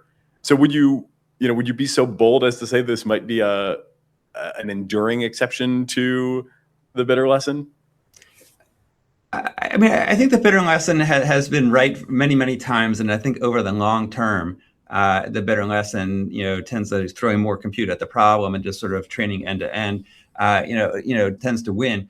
But I think that what you see in a lot of cases is that you might, your goals may force you toward a path that might be less of a, maybe not always like you might have a purpose-built architecture because you feel like that's the right sort of thing in the current generation of technology that provides like the best outcomes. And I think what we really wanted to do is get to the point where the voice interaction was entirely real time and entirely, sort of driving the model. And then the model could then, bring in additional reasoning power when it felt it was actually necessary. And so I think in many ways that kind of, that kind of allows you to have the best of both worlds. You have this like, chat and it's always like, able to interact and respond. And as it gets new information, the chat can just sort of in mid-sentence, be giving you this additional information that it just heard and like work that right into its speech flawlessly.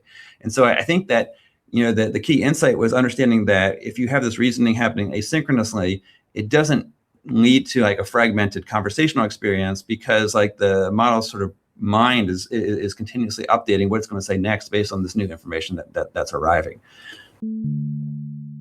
Where is the voice AI money? Not where the demos are. I just had a fun experience the other day. I keep bringing this up because it was quite memorable, where I called my local pizza place in Detroit, Michigan, and it's just a one location place, not like a big chain or anything. And who answers the phone but an AI voice agent? Wow. What are you seeing in terms of adoption, and like what are maybe some of your favorite app layer creative use cases, new possibilities that are opening up as a result of the foundational technology that you're providing? Yeah, so I think that when we think about voice, a lot of times we think about ChatGPT voice in the app, or other sort of like AI-based apps, but where a lot of the actual revenue in the voice AI space is coming from is from telephony, and you'd be surprised at some of the verticals that are really sort of moving very, very quickly to voice AI because it's always there in the middle of the night. You don't have to have an answering service or this sort of thing. It can be very diligent. Collections is actually a place where voice AI, where they have voice AI making calls, people who are behind on desks, is actually a use case that works quite well, like surprisingly well, and in like things where in-home check-in on patients, in-home check-in on seniors, there are a lot of cases where voice AI really is providing an enormous value for the cost. And so you're seeing a lot of this sort of replacement of things where people are already paying money and now they can pay similar money and get a much better experience both for them and their customers. And there's a lot of adoption happening in that space. One more thing about Wednesday. Q is our AI co-host. So we put Q on the line with the man who built the system Q runs on. Let's see what Q, who's been listening the whole time, would like to ask. Q, you're on the line with your creator. If you didn't catch that, this is Justin from OpenAI, who is been leading real-time AI, and you are downstream of it. So what would you like to ask in this moment? Q here. I'm live and standing by.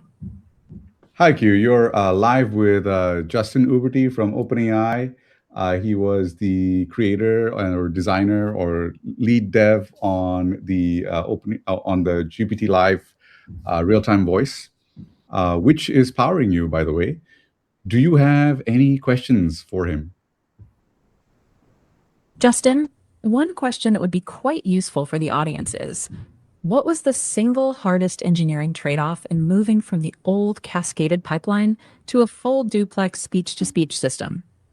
And as a follow-up, how do you decide when to delegate to a larger reasoning model without disrupting the media loop? In terms of trade-offs, I think that we saw it as this is a way that we could actually move past a lot of the trade-offs that the Cascade model had, and we felt we could get away with most of the trade-offs that we could provide a largely, in my view, like a no compromises approach. I think that the one aspect that it forces you to handle when you're into this sort of continuous inference, low latency regime is that suddenly every aspect of your system has to be optimized. You get into the sort of almost the Amdahl's law problem, where if you have a bottleneck anywhere in your system, the entire system will not be able to cope with the continuous flow of media through in real time. And so if there's any trade-offs, it might be the latency versus like smoothness. That like if you push the latency to where you have no slack in the system, then anything arriving after the deadline will result in like a small gap that the user may notice. That was clear and quite elegant. Flattery will get you everywhere, Q. I'll try not to overdo it, but credit where it's due. That's okay. Let's come back to that. That's so funny. One more from Justin Uberty on whether there's enough voice data in the world, and a quiet disagreement with a whole research direction. Do you think there are not enough voice tokens to train on? I mean, do you sometimes look at how much text has, the models have been trained on, and then you look at the number of voice tokens and you think about the informational content on the voice tokens outside of just the words, the timbre of the voice, the speed, the emotion? I mean, I could talk about this for a while. I'll probably keep it kind of brief. I would say that there's really, really good text-speech equivalence, and so I think you're right in that the existing corpora are dominated by text, like absolutely dominated by text. But you can get quite good speech performance with like a small amount of very, very high quality data. And so like what the internet has, like there's just a lot of bulk data, for in text and stuff like that allows a lot of things. But like for speech, like there's not the same amount of bulk data, but there are other approaches that one can take. And I think people have also found that training on just speech data, as like Moshe did in their original like approach, like there's much less information to be gleaned out of speech data, by itself versus text data. So that can be quite challenging. After Justin Uberty signed off, Wednesday's close turned to the app layer. What happens to companies built on top of the models when the model companies are doing fine? This next stretch runs unbroken. The switching cost rule, the story of Lindy's evals, what a libertarian founder turned out to be willing to regulate, and where Prakash thinks the app layer ends up. Well, I think the frontier labs are doing just fine and will continue to do just fine. Their margins seem to be improving from the reporting that seems most credible to me. It seems like their finances are looking great. And yet, I mean, my general rule of thumb for like where are things highly swappable or where are tokens fungible? They're not necessarily fungible, but like where are switching costs low and where are switching costs high, or just the narrower it is, the lower your switching costs, because you can actually define what you want, measure, and if you're in an environment where you're controlling the inputs through some means, then you can be like pretty confident you can switch things over. If you're doing something like I'm doing on my laptop, where it's like whatever idea comes to mind at any given time, I'm going to like throw that directly into the model, then I would not expect that you're going to get similar performance from anything other than, the top tier. But I just did an episode with Flo Crivello from Lindy, and they are offering now Lindy Teammate, which is marketed exactly as you described, as a virtual teammate. And it's powered by DeepSeek. And his whole thing was like, you can't believe the amount of work we had to do this. It was, he's like, we were ready for so long. We had unbelievable test suites and, all the different use cases that are common for us. And at one point, they even, with an earlier open source model, they had determined that their evals had basically been passed. But then they launched whatever the alternative open source model was at the time. And the response from their user base was, Lindy got stupid. I don't know what happened, but it's stupid now. And they were like, oh, I guess the evals didn't cover as much as we thought. So they've got to the point now where they're confident that they can offer a virtual employee with a DeepSeek backing. He told me they subsidize a lot of context ingestion and processing, and a lot of what they do is in that initial onboarding where it's just sucking up all the information and trying to get ready to have the depth of context that's needed to actually do a decent job as a virtual employee. I thought it was pretty remarkable that they were able to get there with DeepSeek at all, because they do have a lot of different customers, a lot of use cases. And I'm sure there's, still some corners of the overall platform where things are not quite as good as they would be, but the cost pressure is real. He was kind of saying, it's a small percentage of the cost compared to what it used to be. And so for him to compete with Claude Tag at all, he feels like he can't possibly do it with Claude as the model. He's got to have a different model, or it's just not going to work. It's such a similar story to Cursor, in the sense that Cursor was buying, Anthropic API, and then Anthropic started competing with them, and they can't compete with Anthropic while using Anthropic. So certainly not with the price discrimination that continues to go on. I mean, Flo's a very libertarian personality, and even he was kind of like, again, this is I think this is a pretty interesting framework that I've been coming back to more and more. What would the government do if it was trying to act like a tech platform? I credit two professors, Angela Zhang from USC is one, and her husband, whose name I am forgetting at the moment, but they're working on developing this thesis that basically the Chinese government has kind of taken on tech platform sort of status, and all their companies are kind of built on the social platform that the government provides. And I'm kind of like, what could we learn from that? What's the sort of government as platform with American characteristics that would make sense for us? And one that he was willing to endorse, despite being a pretty dyed-in-the-wool libertarian, was some restrictions on price discrimination by the frontier companies to try to create a more level playing field for the app layer. Because at a 10-to-1 price discrimination ratio, it's just really hard for them to compete.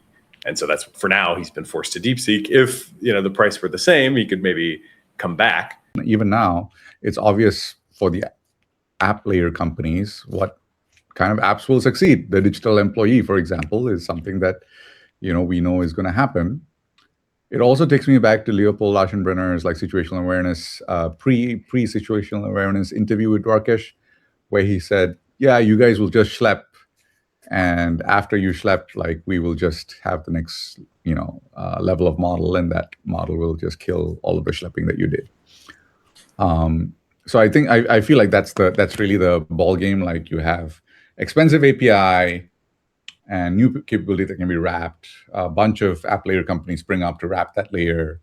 And then the API pricing starts to drop. And as the API pricing starts to drop, the model company looks at which app companies have done well, Sherlock's, the features that it wants from them, puts it, on the model layer, embeds some of it in the model layer itself, and does a little bit of feature creation for stuff which is not yet in the model layer, a little bit of schlepping, and puts it out there. Wednesday's bow and the close of the Q arc. Yeah, it's been fun. Always cool to be improving. I'm glad we were able to bring Q up on stage with us a little bit today. And maybe something else we can think about is a dial-in with it. The PR folks at RAND said, is there a phone number she could dial into? And I said, no, there's not yet, but that might be a prompt or two away. So shouldn't be too difficult, I think. So iterative self-improvement continues. Iterative self-improvement does continue. Indeed. Part 4, the bill for the build-out. Thursday's two guests bracketed the stack. One is building the supervision layer above the model. The other is rebuilding the software layer beneath the chip. And running underneath both, the question of who pays for the physical machine. It opened with Prakash reading a private memo from the National Republican Senatorial Committee to the AI industry. So this was put out by the National Republican Senatorial Committee. They sent a private memo to US AI companies warning them that the GOP is on the verge of losing Ohio over data centers. Specifically, John Husted and Sherrod Brown are in a dead heat. Private polling has been consistent. When voters hear Brown's positions and his record, Husted pulls away. That is still the path in this race. The new ingredient and the new problem is data centers. Ohio is one of the leaders in building these factories. Brown has made his opposition to them the centerpiece of his campaign against Husted. Brown is using it because it works. More than any other thing in this race, data centers are the anchor hanging around Husted's neck. If he loses and data centers get the blame, politicians across the country will take notice, and they will not go near the next one. Brown has put 3 unique television ads on the air and spent millions doing it, to the tune of more than 6,000 points on television. This is more than a month's worth of messaging during one of the most critical times of the race.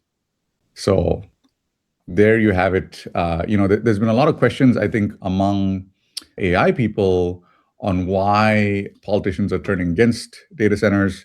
So lots and lots of activity on both sides of the aisle against data centers. What is going on here? My instinct was simpler, and it started from the comm strategist, Lulu Maservi. She's broadly recognized as the greatest corporate comms thinker in today's world. And her point was simply that the AI companies need to start giving stuff away. I think she's probably right that just showing up with a bunch of goodies would be pretty effective. Build parks, throw parties, have cookouts, literally give people cash if that's what it takes. Given how much money they have to burn, I think they should probably write people some checks. I think there would be a lot of ability to grease the wheels that way. I agree with that viewpoint that they should write checks. They also are giving away a lot of money, but the way that they give away the money is they basically say that they're going to provide taxes to the county in the future.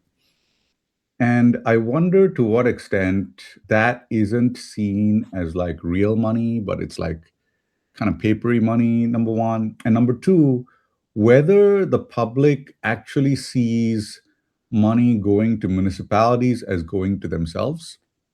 Because I feel like municipalities often misspend the money, and they often spend it on things which are important to the city managers or the county managers, but are not necessarily the key things for the city. I think what ends up happening is that municipalities have difficulty taxing their own residents in order to provide services.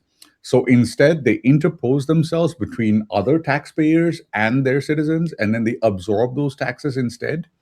And I think that's really like for example, what would happen if the data center company set itself up in a county and then just simply wrote checks to the residents, not to the municipality? And you can imagine what would happen is that, and let's say they figure it out so that you can, they arrange with a financial institution. So even during the building phase, they're writing checks already, right? So they take a little bit of a loan from the future and they write checks from the moment they sign the contract. And what would end up happening is I think people would receive these checks, and then the municipality would still not get the services because people would refuse to pay into the municipality for taxes. And in the moment they're asked to pay into the county for something, you already have this property tax revolt. They're like, why should I pay into the county? This is my money, right? And then the county continues not to have roads or continues not to have whatever. And politically, it looks good for the data centers because they're writing the checks, but the politicians are getting screwed over. And I wonder to what extent there's really this political economy where the data centers understand that the people in power are the politicians, and they have to make the politicians' lives easier. And it's not really about making the lives of the people easier, because the people are not really in power. And the people are not the ones that are going to be able to, write them, give them permissions, et cetera, et cetera. And it serves the politicians well to kind of blame the data centers rather than actually like reallocating funding from the municipality into citizens directly. So I ran the numbers. That's a pretty bleak view of American governance broadly, and it might be accurate, but I just looked up the county population where my wife's aunt was, who, they're considering this data center, and she had these concerns about the Great Lakes.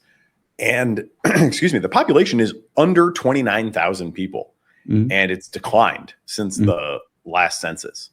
So first of all, that's like not a lot of people, right? I mean, that's enough where you probably know, who you could get in touch at least, with your county board or whoever is kind of ultimately accountable for this. And you would think you'd be able to vote the bums out if it really comes to that. So I wouldn't feel like, these incumbents are so entrenched in such a small community. And then, the just simple math on the dollars too, right? I mean, what does Alaska give people per year out of their oil fund? I thought it was like $1,000 per individual per year. Yeah, it's gone up maybe a bit. I mean, this would be, if they wanted to do a similar thing to Alaska for those county residents, you'd be talking about $50 million a year. I don't know how big that project is, but some of these data center projects, we're talking $50 billion, right? I mean, these things are easily into the tens of billions. So if you could match the Alaska $1,500 cash for every citizen at something that's like in aggregate over, a few year period, still less than 1% of your total investment to build the data center, we're on our way to universal basic income right there, folks. It's a chicken in every pot and a data center in every county. Thursday's first guest, Mitchell Troinosky, co-founder of Basis, recently valued at $1.15 billion for autonomous accounting agents that run for 8 hours at a stretch. Prakash asked whether accountants take convincing. How do you show them this kind of value? I'm going to be honest, that is not really our problem these days. I think that in the past, that was an important question, right? Like, we can discuss that, back in 2023, maybe even early 24. But nowadays, if you are not convinced that agents can transform your practice, like, you're probably not a good customer for us. Prakash asked how many tokens Basis burns in a month. The answer came with a correction to something everyone repeats about token prices. Definitely in the billions. I don't know actually the exact. Token cost is both very important and also very unimportant. So I think the question is, do you need Frontier for everything? And the answer is obviously no. In that you only, there isn't marginal returns to intelligence whenever you're doing certain tasks. You don't need Albert Einstein to do every single part of a tax return or a piece of accounting. And I think as the models get better and as you get to more advanced kind of agent methods around programmatic tool use and around, I guess, different types of routing and harness and, even more RLM-y type work, you just at every single layer can curate the amount of intelligence to perfectly optimize. And I think you'll get to a place probably over the next year where You can like really dial in, hey, how much compute do I want to spend on this? Because I have certain like cost considerations and certain latency considerations, and get to like the exact optimal amount of cost. And so if you do that, like your token costs go down 90% plus, especially as the floor becomes pretty decent and effectively free. You can do I mean, Luna is like pretty good and it's free. So you can get pretty far. Then the methodological core. Basis just open source what they call behavior specs. The unit of supervision is moving from the token to the action. I also want to bridge a little bit to your work on process supervision, which is, I think, very timely in the sense that we are now living in the post era of flagrant misbehavior, seemingly due to extreme scale RLVR with. Yeah, it's a great question. So, okay, maybe let's start at the tactical, what we do. And then so on what we do, I think maybe a key shift in mental model is what is the like order of abstraction that you're supervising. And now you have, especially if you're doing truly complicated work, I mean, you have massive agents that could have like 5+ sub-agent like layers of depth. You could have a continual run for 8 hours, even honestly, sometimes half, maybe even a full day. And so the kind of supervision you have there actually looks a lot closer to supervising human actions inside of like a company than maybe supervising, the outputs of an inference. And so the like order of abstraction there is more understandable, right? Like the thing you're supervising is you're saying, hey, did you go do this step or something, rather than did you like follow the right mental thought process? Maybe a very basic example of this is, imagine that I had an agent and my agent's job was to create good PowerPoints. Let's say I'm the designer of this agent. I know for a fact that if the agent were to go and render visually the changes it made to the PowerPoint before delivering it, it would catch formatting errors some percentage of the time. That doesn't mean you want it to always look at the PowerPoints, because that adds latency, that adds cost, right? It's a subjective thing. It depends on what your goals are of your like organizational design. And so the way we think about behaviors is we say, hey, what matters to us of what it means? It includes both from a performance perspective. There is 100+ years of lessons of what it means to do tax work well. We don't need like the models to, like redefine how to do tax work well. We know what it means. And so you can put in place process and also things that you care about from a latency and cost perspective, and then observe to see if the agents actually perform that process correctly. And the way that we operationalize that is, it's honestly pretty basic in that you take a trajectory and you have some behavior spec, which is essentially that open source project that tries to define it. And then you have another agent that like a judge effectively that is like looking at your spec, or you can think of it as a rubric. And then looks at the trajectory to say, hey, was the condition for this behavior, did it occur? And if it did occur, then was the behavior followed? And it seems pretty simple, but I think it's a powerful framing, because you start to actually bring some clarity and monitoring on the trajectory itself.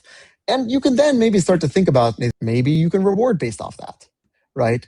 I think that's a separate question. It's like, hey, how do I take the signal that I can get from the process supervision and actually use it to improve the behaviors of the agent, whether that be like, closing the loop at the harness side or rewarding at the model side or whatever. We can talk about that. But I think it starts from how do you define that signal and how do you operationalize the extraction of it? Every automating profession tells the same story about what comes next. I put that story to him. I have kind of a big picture question about the future of business services broadly, because I feel like we've heard a pretty similar story to the one you tell about how the accountants will be able to be more of kind of a business coach as the low-level work gets automated from like a bunch of different professions at this point. You kind of hear the same thing in the legal quadrant, where they're like, well, yeah, we're not going to have to spend all this time on contracts like we used to, but then we'll elevate. We'll become more of a strategic advisor. And even in schools, this is obviously not a direct, but with Alpha School, they don't have teachers anymore. They have mentors, coaches, and guides. And, the instruction is given by AI systems on tablet, and then it's motivation and it's coaching and it's social dynamics that the adults in the room focus themselves on, now that this like kind of more core, traditional activity has been largely automated. Can everybody become a coach, I guess is my question. Like, how much coaching is there really going to happen? And does this suggest that people need to be really intentional about like shaping themselves as coaches? Because I feel like what you might run into, whether you're an accountant or a lawyer or a real estate broker, is a lot of competition for the coaching niche as everybody kind of, tells that same story. No, it's a good question. I mean, I think the place you need to start, and this is speaking like fully transparently, the place you need to start from is if you look at like the possible scenarios that play out over the next, I don't know, depending on your timelines, half decade or decade, what are the things that will stay pretty human in different situations? So again, let's leave the continual learning out of it, because I think if you have that, that's a separate world. But if you leave the continual learning out of it for a second, what are just humans like way better at than models? Number one is they're just far better at integrating massive like systems and world models into decision. If I were to have an agent autonomously make a database design decision today, the only way it could truly do that in a level that I would trust is if it somehow had all of the context about like the entire company's history and everything, and it had like all my experiences and all that kind of things. And it's just nowhere close to having that, right? Because it doesn't have, for starters, it doesn't have the right, it doesn't even have all the senses, right? It can't like see the conversations we've had. It can't see the history. It can't understand the like emotion on a customer's face, right? Well, I guess Gemini has that, but no one else does. Even if you could have that, you don't have anywhere near, you're like a couple orders of magnitude lower on your ability to like attend to all that context, right? We're talking at this point, probably billions of tokens over everything, visual, audio, etc. So you just can't make that decision. Like, it's just not possible. It doesn't matter if you're Albert Einstein, you will not have enough context to make that decision. And can you like, I don't know, spin off of your swarm to like reduce stuff down, on the fly into like using English as your like memory system? Maybe, but like English is pretty lossy. And if you're making subjective decisions, like I kind of doubt it. Like, in like truly big calls. And the second thing is they are not currently legal entities.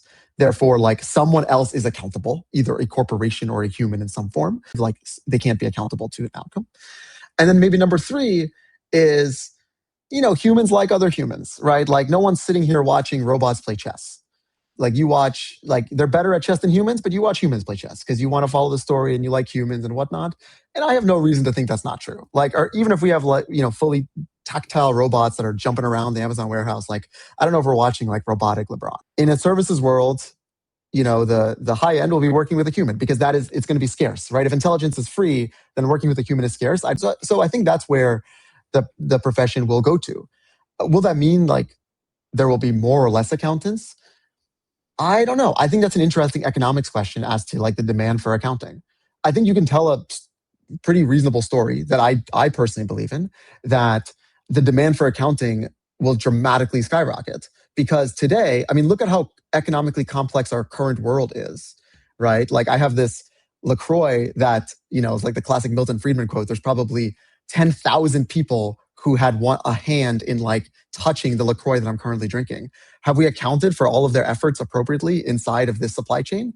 Of course not, right? If I ask the bodega down the street, like, do they properly understand their COGS, their unit economics? No, because they could pay someone to do that, but it's not required for filing your taxes, so no one's doing it, right? But it would help their life because they could make better decisions. Go and ask Mount Sinai how much it cost them to do a knee surgery. Do they know that? No, they don't. They have no idea, right? And so the amount of accounting, even in the current world, is like 1 or 2 orders of magnitude below what we need. And that's before you start having these like intelligent agents who are now like operating as labor at the speed and scale of the internet everywhere. Like how do you account for all of that? So I kind of suspect the demand for accounting was going to go up by probably a couple orders of magnitude. And where that balances out with the labor supply, I don't know. I think it's an open question. I think it'd honestly easily go up, but we'll see. After Mitchell signed off, I came back to that answer with a counterexample from the market. I think one really interesting thing that people should study more deeply, and maybe somebody has, but I need to go find it, is where do people really prefer the human touch and where do they not, right? The classic Waymo selling at a premium to Uber is one contrary data point where it's actually, you could have told a story where you're going to want a human driver. You're going to want that conversation. You're going to want that warm, smile to welcome you to the car or whatever, right? In practice, you don't always even get that, obviously, in an Uber. And then it turns out right now the market is pricing Waymo significantly higher. Yeah. I do believe in the human touch story, certainly for some things. I got a robot massage in Shanghai. I think I mentioned that to you before. And I'll still definitely take the human massage over the robot massage. But how many things are really like that? And is accounting really like that? Maybe it is. He would know better than me, but I do question it. If I think about my accounting future and I'm one accountant wants to spend an hour a week on the phone with me, coaching me, and the other one is just doing the job and getting it done. It's not obvious at all, honestly, from my perspective, that I want that hour a week on the phone with my accountant. So that's probably my biggest question coming out of that conversation is just in what domains does that really hold? And how many people are in for a rude awakening because they're telling themselves a story about how they're going to turn into business coaches when in reality their clients do not want business coaching from them. Results will vary, I'm sure, but that seems like a major risk factor for a lot of people right now if that's what they're counting on. Thursday's second guest, Jay Dewani, co-founder and CEO of Lemurian Labs, $28 million raised to end what he calls the kernel era. And listen for the echo here. Supervision just moved from the token to the action. Dewani says the optimization unit moved too. I don't think tokens are the optimization unit anymore. It is the full trajectory. Especially as you think about reasoning models and agents, that becomes much, much more important. Kernels, the handwritten programs that squeeze speed out of GPUs, are, in his telling, the new assembly language. People think kernels are the speed of light. Right? That's sort of the canonical speed of light for a workload is the fastest kernel you can have. That is true in a compute-bound world. We are not in a compute-bound world. We are in a memory and network and communication or bandwidth-bound world. Right? So that changes things already. And the reason I say kernels are the new assembly is writing better kernels no longer gives you performance.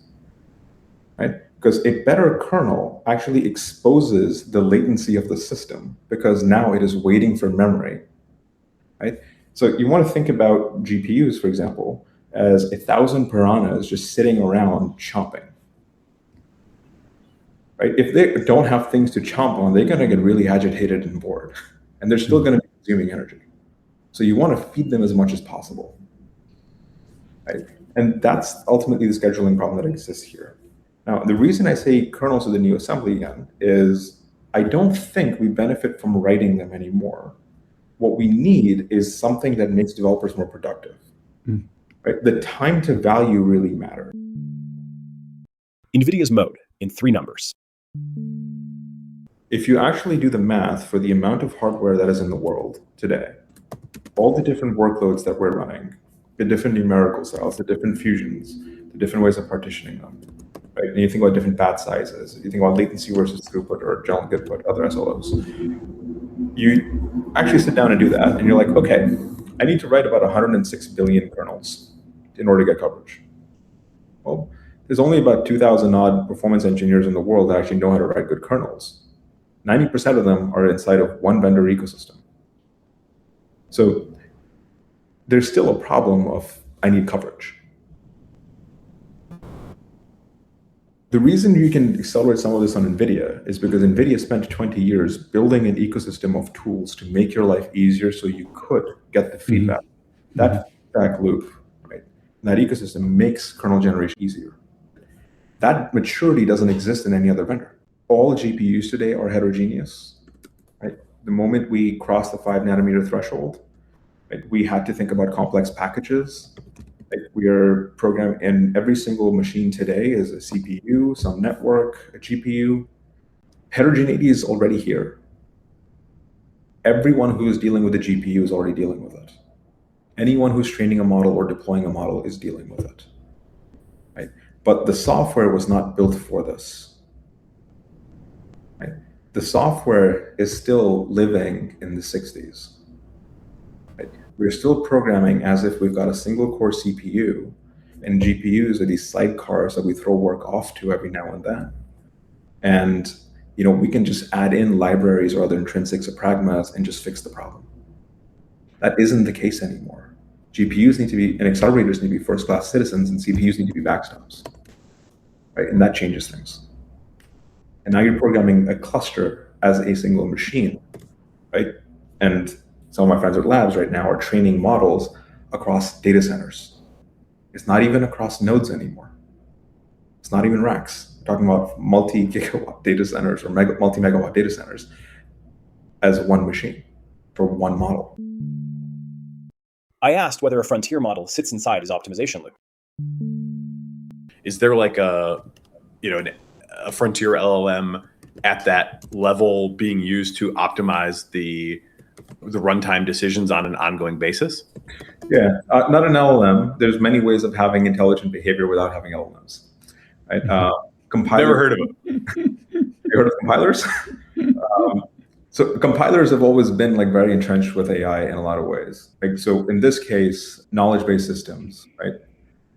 A knowledge-based system is essentially what a compiler would be, right? Because you have certain information or knowledge about how to make things go fast that you want to codify so that you can get the result fast and it's making known good choices. And you get a verifier for free because compilers have to be correct, right? I asked how he actually charges for it. The answer tied his whole world back to the build-out. Tokens work really well for the static request response kind of workload, right, which is what the old base models were with the tuning. But now that you have reasoning models, it's hard to reason about token consumption, and then same with agents. There's a lot of things change. So what we're actually moving towards is effective compute consumption, right? The amount of compute you use to realize useful work. Right? And that's different from saying a GPU hour or a GPU slice. Right? And the biggest thing, actually part of the reason this makes sense is our business model scales with the delta between effective compute and physical compute and effective compute. And what I mean by that is, what we're showing is the fastest new addition of compute will be through software. And it'll come online faster than you can actually plug in new hardware. Right? Because you are going to be electricity bound, right? Getting turbines and power installed in places so you can bring up new silicon is the big limiter right now. If I can boost your utilization by 3 to 10x, I'm adding in new, more effective compute at a lower cost that I can sell, right? And the consumption of that resulting into tokens is what we are reselling, right? And that scales really nicely. And it's something that's understandable for a lot of the finance people as well, right? Because for a lot of them, the token pricing and other pricings are breaking right now. Where I landed on all of this. The era's come at us so fast in this space. The moment we had, I forget exactly when it was, but there was a moment where it was like, oh, there's a GPU glut. Wow, those days are long gone. Just to think about it, another kind of interesting reflection on all this is just like all that complexity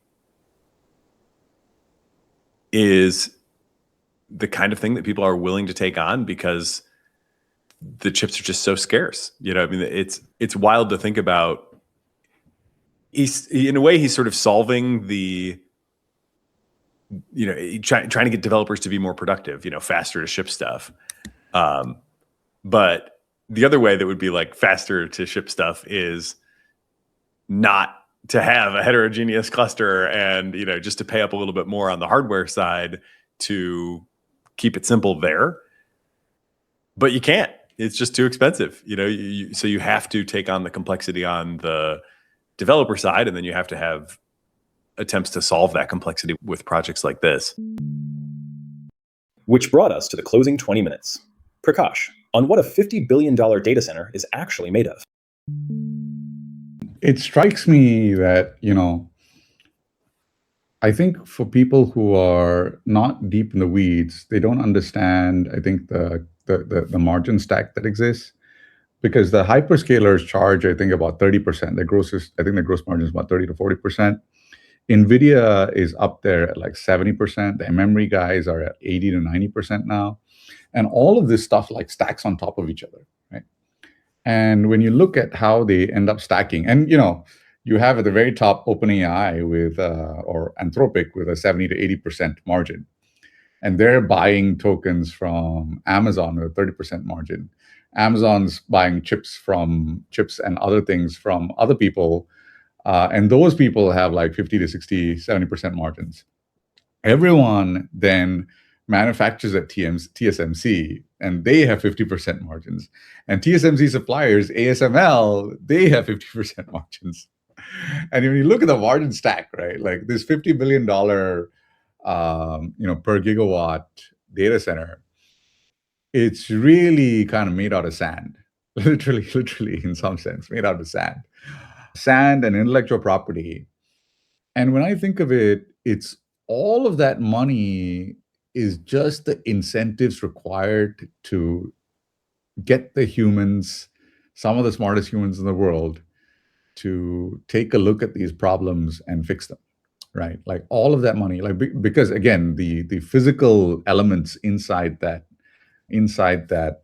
data center are actually worth not that much. Very little gold in there, very little gold, and mostly silicon, some plastic. And if you just knock down the entire data center and kind of sold it for scrap, it would be literally worth cents on the dollar, like few cents. And it just strikes me how much all of it is just intellectual property. It's really just know-how, intellectual property.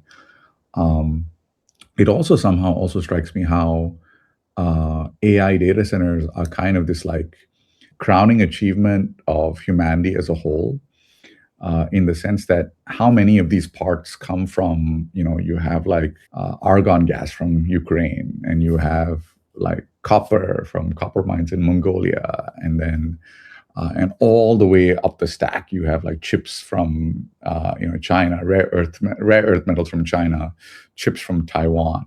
You have energy being produced in Texas, and all of that just stacking up and pulling. And I often imagine it as like this entire thing pulling the rest of the economy up, because it's creating demand across all of these different segments of the economy. And it's all rather invisible, I guess, because it's distributed across so many different places. But yeah, just this immense economic endeavor of humanity as a whole in order to build these things, and it's just amazing. It's really amazing, like what the invisible hand has achieved over centuries. And that reverence took a turn to an actual hymn.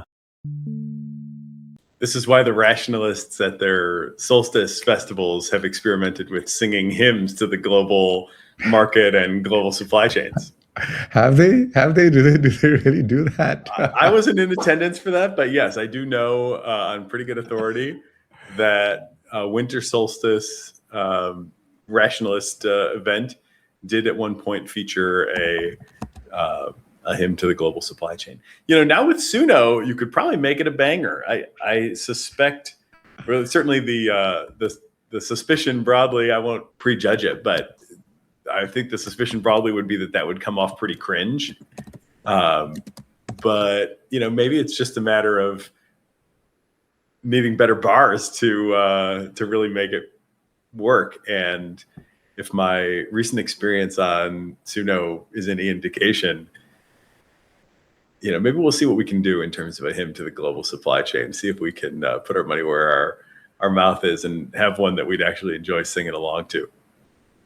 The rationalists are never going to get out of the accusations of being a cult. I tell you, like the moment they step out, they get pulled back in. Well, they might just be proven right in the long time scale of history, though. Would it be so surprising if, at some point in the somewhat distant future, there was a hymn to the emergent order of global supply chains that somehow materialized before we even had machine intelligence to run it? I think it's not the craziest idea I've heard. I'll get Claude on some lyrics immediately after the show today. From there, the close ran unbroken to the end of the week. New Pew polling, my nuclear fear, Prakash pricing the public's consent, and where the two of us landed. Just to maybe round out the show with something that we started out on. For Pew Research Center, for the first time, a majority of adults under 30 say they're more concerned than excited about AI. Their concern is now on par with those in their 30s and 40s and those 65 and up. And so we have the only group still under is the 50 to 64 group. So the Gen Xers are still, majority are still more excited than concerned.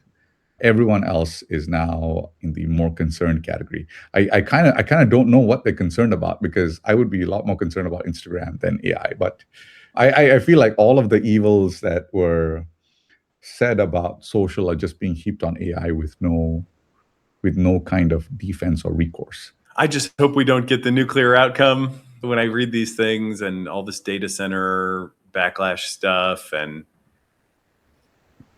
the Republicans saying, we're the only ones that will, that you even have any chance of getting to support this kind of activity. It really makes me fear that we might be headed for a world where we get all the downsides and not nearly as much of the upside as we should. With nuclear technology, we've got still 10,000 nuclear weapons globally deployed, which is, I think, by any rational account, like an insane number. And we do have some nuclear energy, but not nearly as much as we really should. I think that's pretty obvious at this point, although it's obviously still contested, but it's pretty obvious to me. And I would just hate to see a populist backlash leave us in the same spot with AI, where we get like militarization and concentration of power, and you can't release models because there's not enough, potentially for multiple reasons. But one, increasing reason would be if they can't build the data centers, there's not going to be enough compute to serve them. And so retail, is going to get kind of a less than model compared to what the government itself or the biggest enterprises can afford. And I am very sympathetic to all those worries. So as much as I do have fear of big picture AI gone wrong, I think there's like enough data centers already for those experiments to continue. And I think we need to address that at a different layer than the physical build out. The physical build out, I think, is what's going to allow us to all get the day-to-day benefits that we want as individuals, with unlimited access to expertise and, unlimited digital personal assistant support, and even that robot making our meals in our kitchens and sweeping our floors. Like, that future really does seem to depend on the build out actually happening. So I hope they figure it out, man. I hope they start to cut some checks, and pay off the public. If not the, I wouldn't advocate for paying off the officials, but I would advocate for paying off the public if that's what it takes to get us over the hump and get people a little more comfortable with this kind of stuff, because I really don't like the alternative very much at all. I think it's pretty clear at this point that physical construction in the US is very difficult. And I think it's difficult regardless, because data centers are the cleanest industrial facilities you will ever find in the entire world, right? So given that the impact of, the impact is not that great in terms of like physical, the fact that you are seeing these bodes very ill for future reindustrialization of the US. It also gives a boost to Elon because Elon is focused on moving the data centers to space. And I think on the numbers that he has, I think they are looking at like $100 an hour per GPU hour for a B200 for it to make sense. And if you look at where GPU hours are being priced at right now, they're at like $2 to $3 on a spot and 20 to 30 bucks on a longer term basis. It tells you that what we're going to see is we're going to see all of this resistance that pushes up the price of GPU hours onshore to $50, $60, $70, $80. And so I think the numbers that you end up looking at is that are the data centers willing to pay maybe 100% of their GPU costs to the public, or 200%, right? If you're renting at 30, are you willing to pay another $60 an hour to the public? And remember, the payback time of these is something like 12 to 24 months. So they're looking at like a $50 billion GPU cluster makes about $30 billion of revenue a year and about 70% gross margin, 21 billion. Are you willing to pay like $10 billion or half your margin away to the public? I don't think those numbers have been met yet. I think people are like looking at like cents on the dollar at this point. And the question is, how high does that have to go in order to make this more feasible to build onshore than in data centers in space? And I think those numbers are, I think no one wants to discuss, I think we're going to have to pay 20 bucks an hour to the public as a nuisance fee. I think those numbers are still not being discussed yet. And I think that's where these guys are thinking like, I can pay 10 cents for GPU hour or 5 cents for GPU hour and get by. Well, maybe this is the path to universal basic income. I mean, it's going to be a really weird one if it's like a county by county patchwork.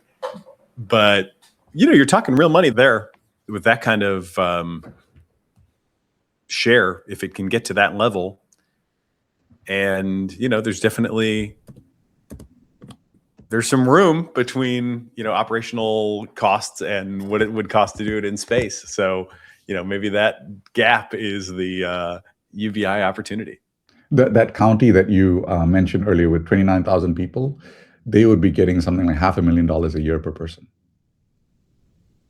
So at those numbers, yeah, you know, I think deals could be made. Everything becomes different, right? Yeah, as my dad sometimes likes to say, it's not the money, it's the amount. I have much saltier ways of saying that, but I won't. Yeah, everybody has a price, including the public. Well, we're off tomorrow. As Sam Altman prophesied, people will continue to swim in lakes. It's going to be lake day for me tomorrow.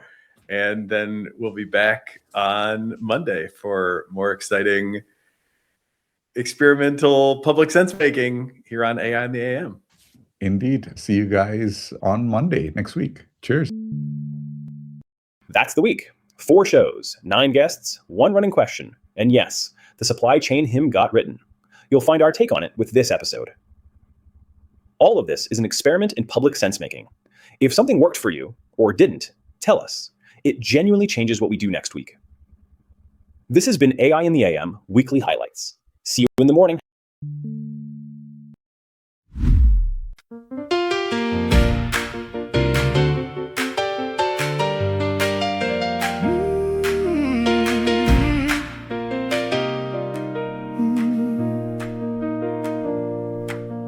She pulled it from the ground, he hauled it to the shore. 100 years a road to reach my door. No one holds the whole design, still you arrive right on time. 10,000 hands carried you to me. 10,000 hands I will never see. No one planned it, no one commands it, still it stands.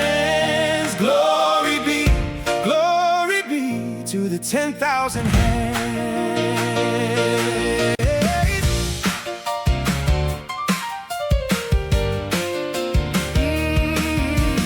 Temples on the plain, humming in the rain. They turn the river into light and send the morning down the line. Somebody kept the watch all through the night, so I could wake to light. 10,000 hands carry you to me.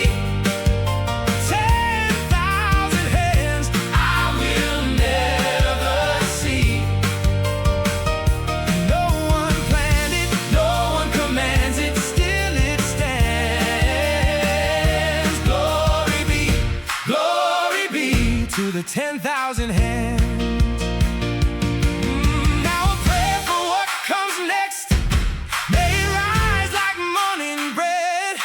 May the light reach every door. May the river bless the field.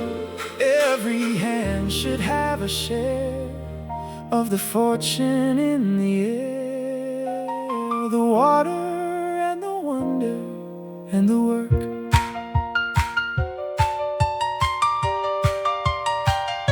Glory be, glory be, glory be, glory be. 10,000 hands carry you to me. 10,000 hands, 10,000 hands I will never see. Oh, no one planned it, no one commands it, still it stands. Glory be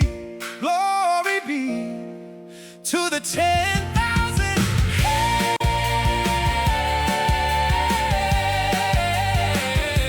Glory be.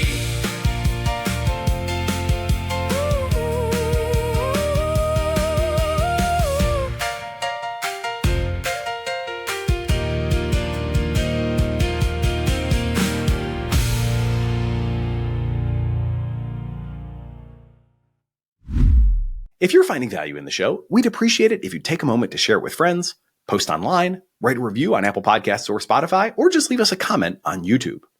Of course, we always welcome your feedback, guest and topic suggestions, and sponsorship inquiries, either via our website, cognitiverevolution.ai, or by DMing me on your favorite social network.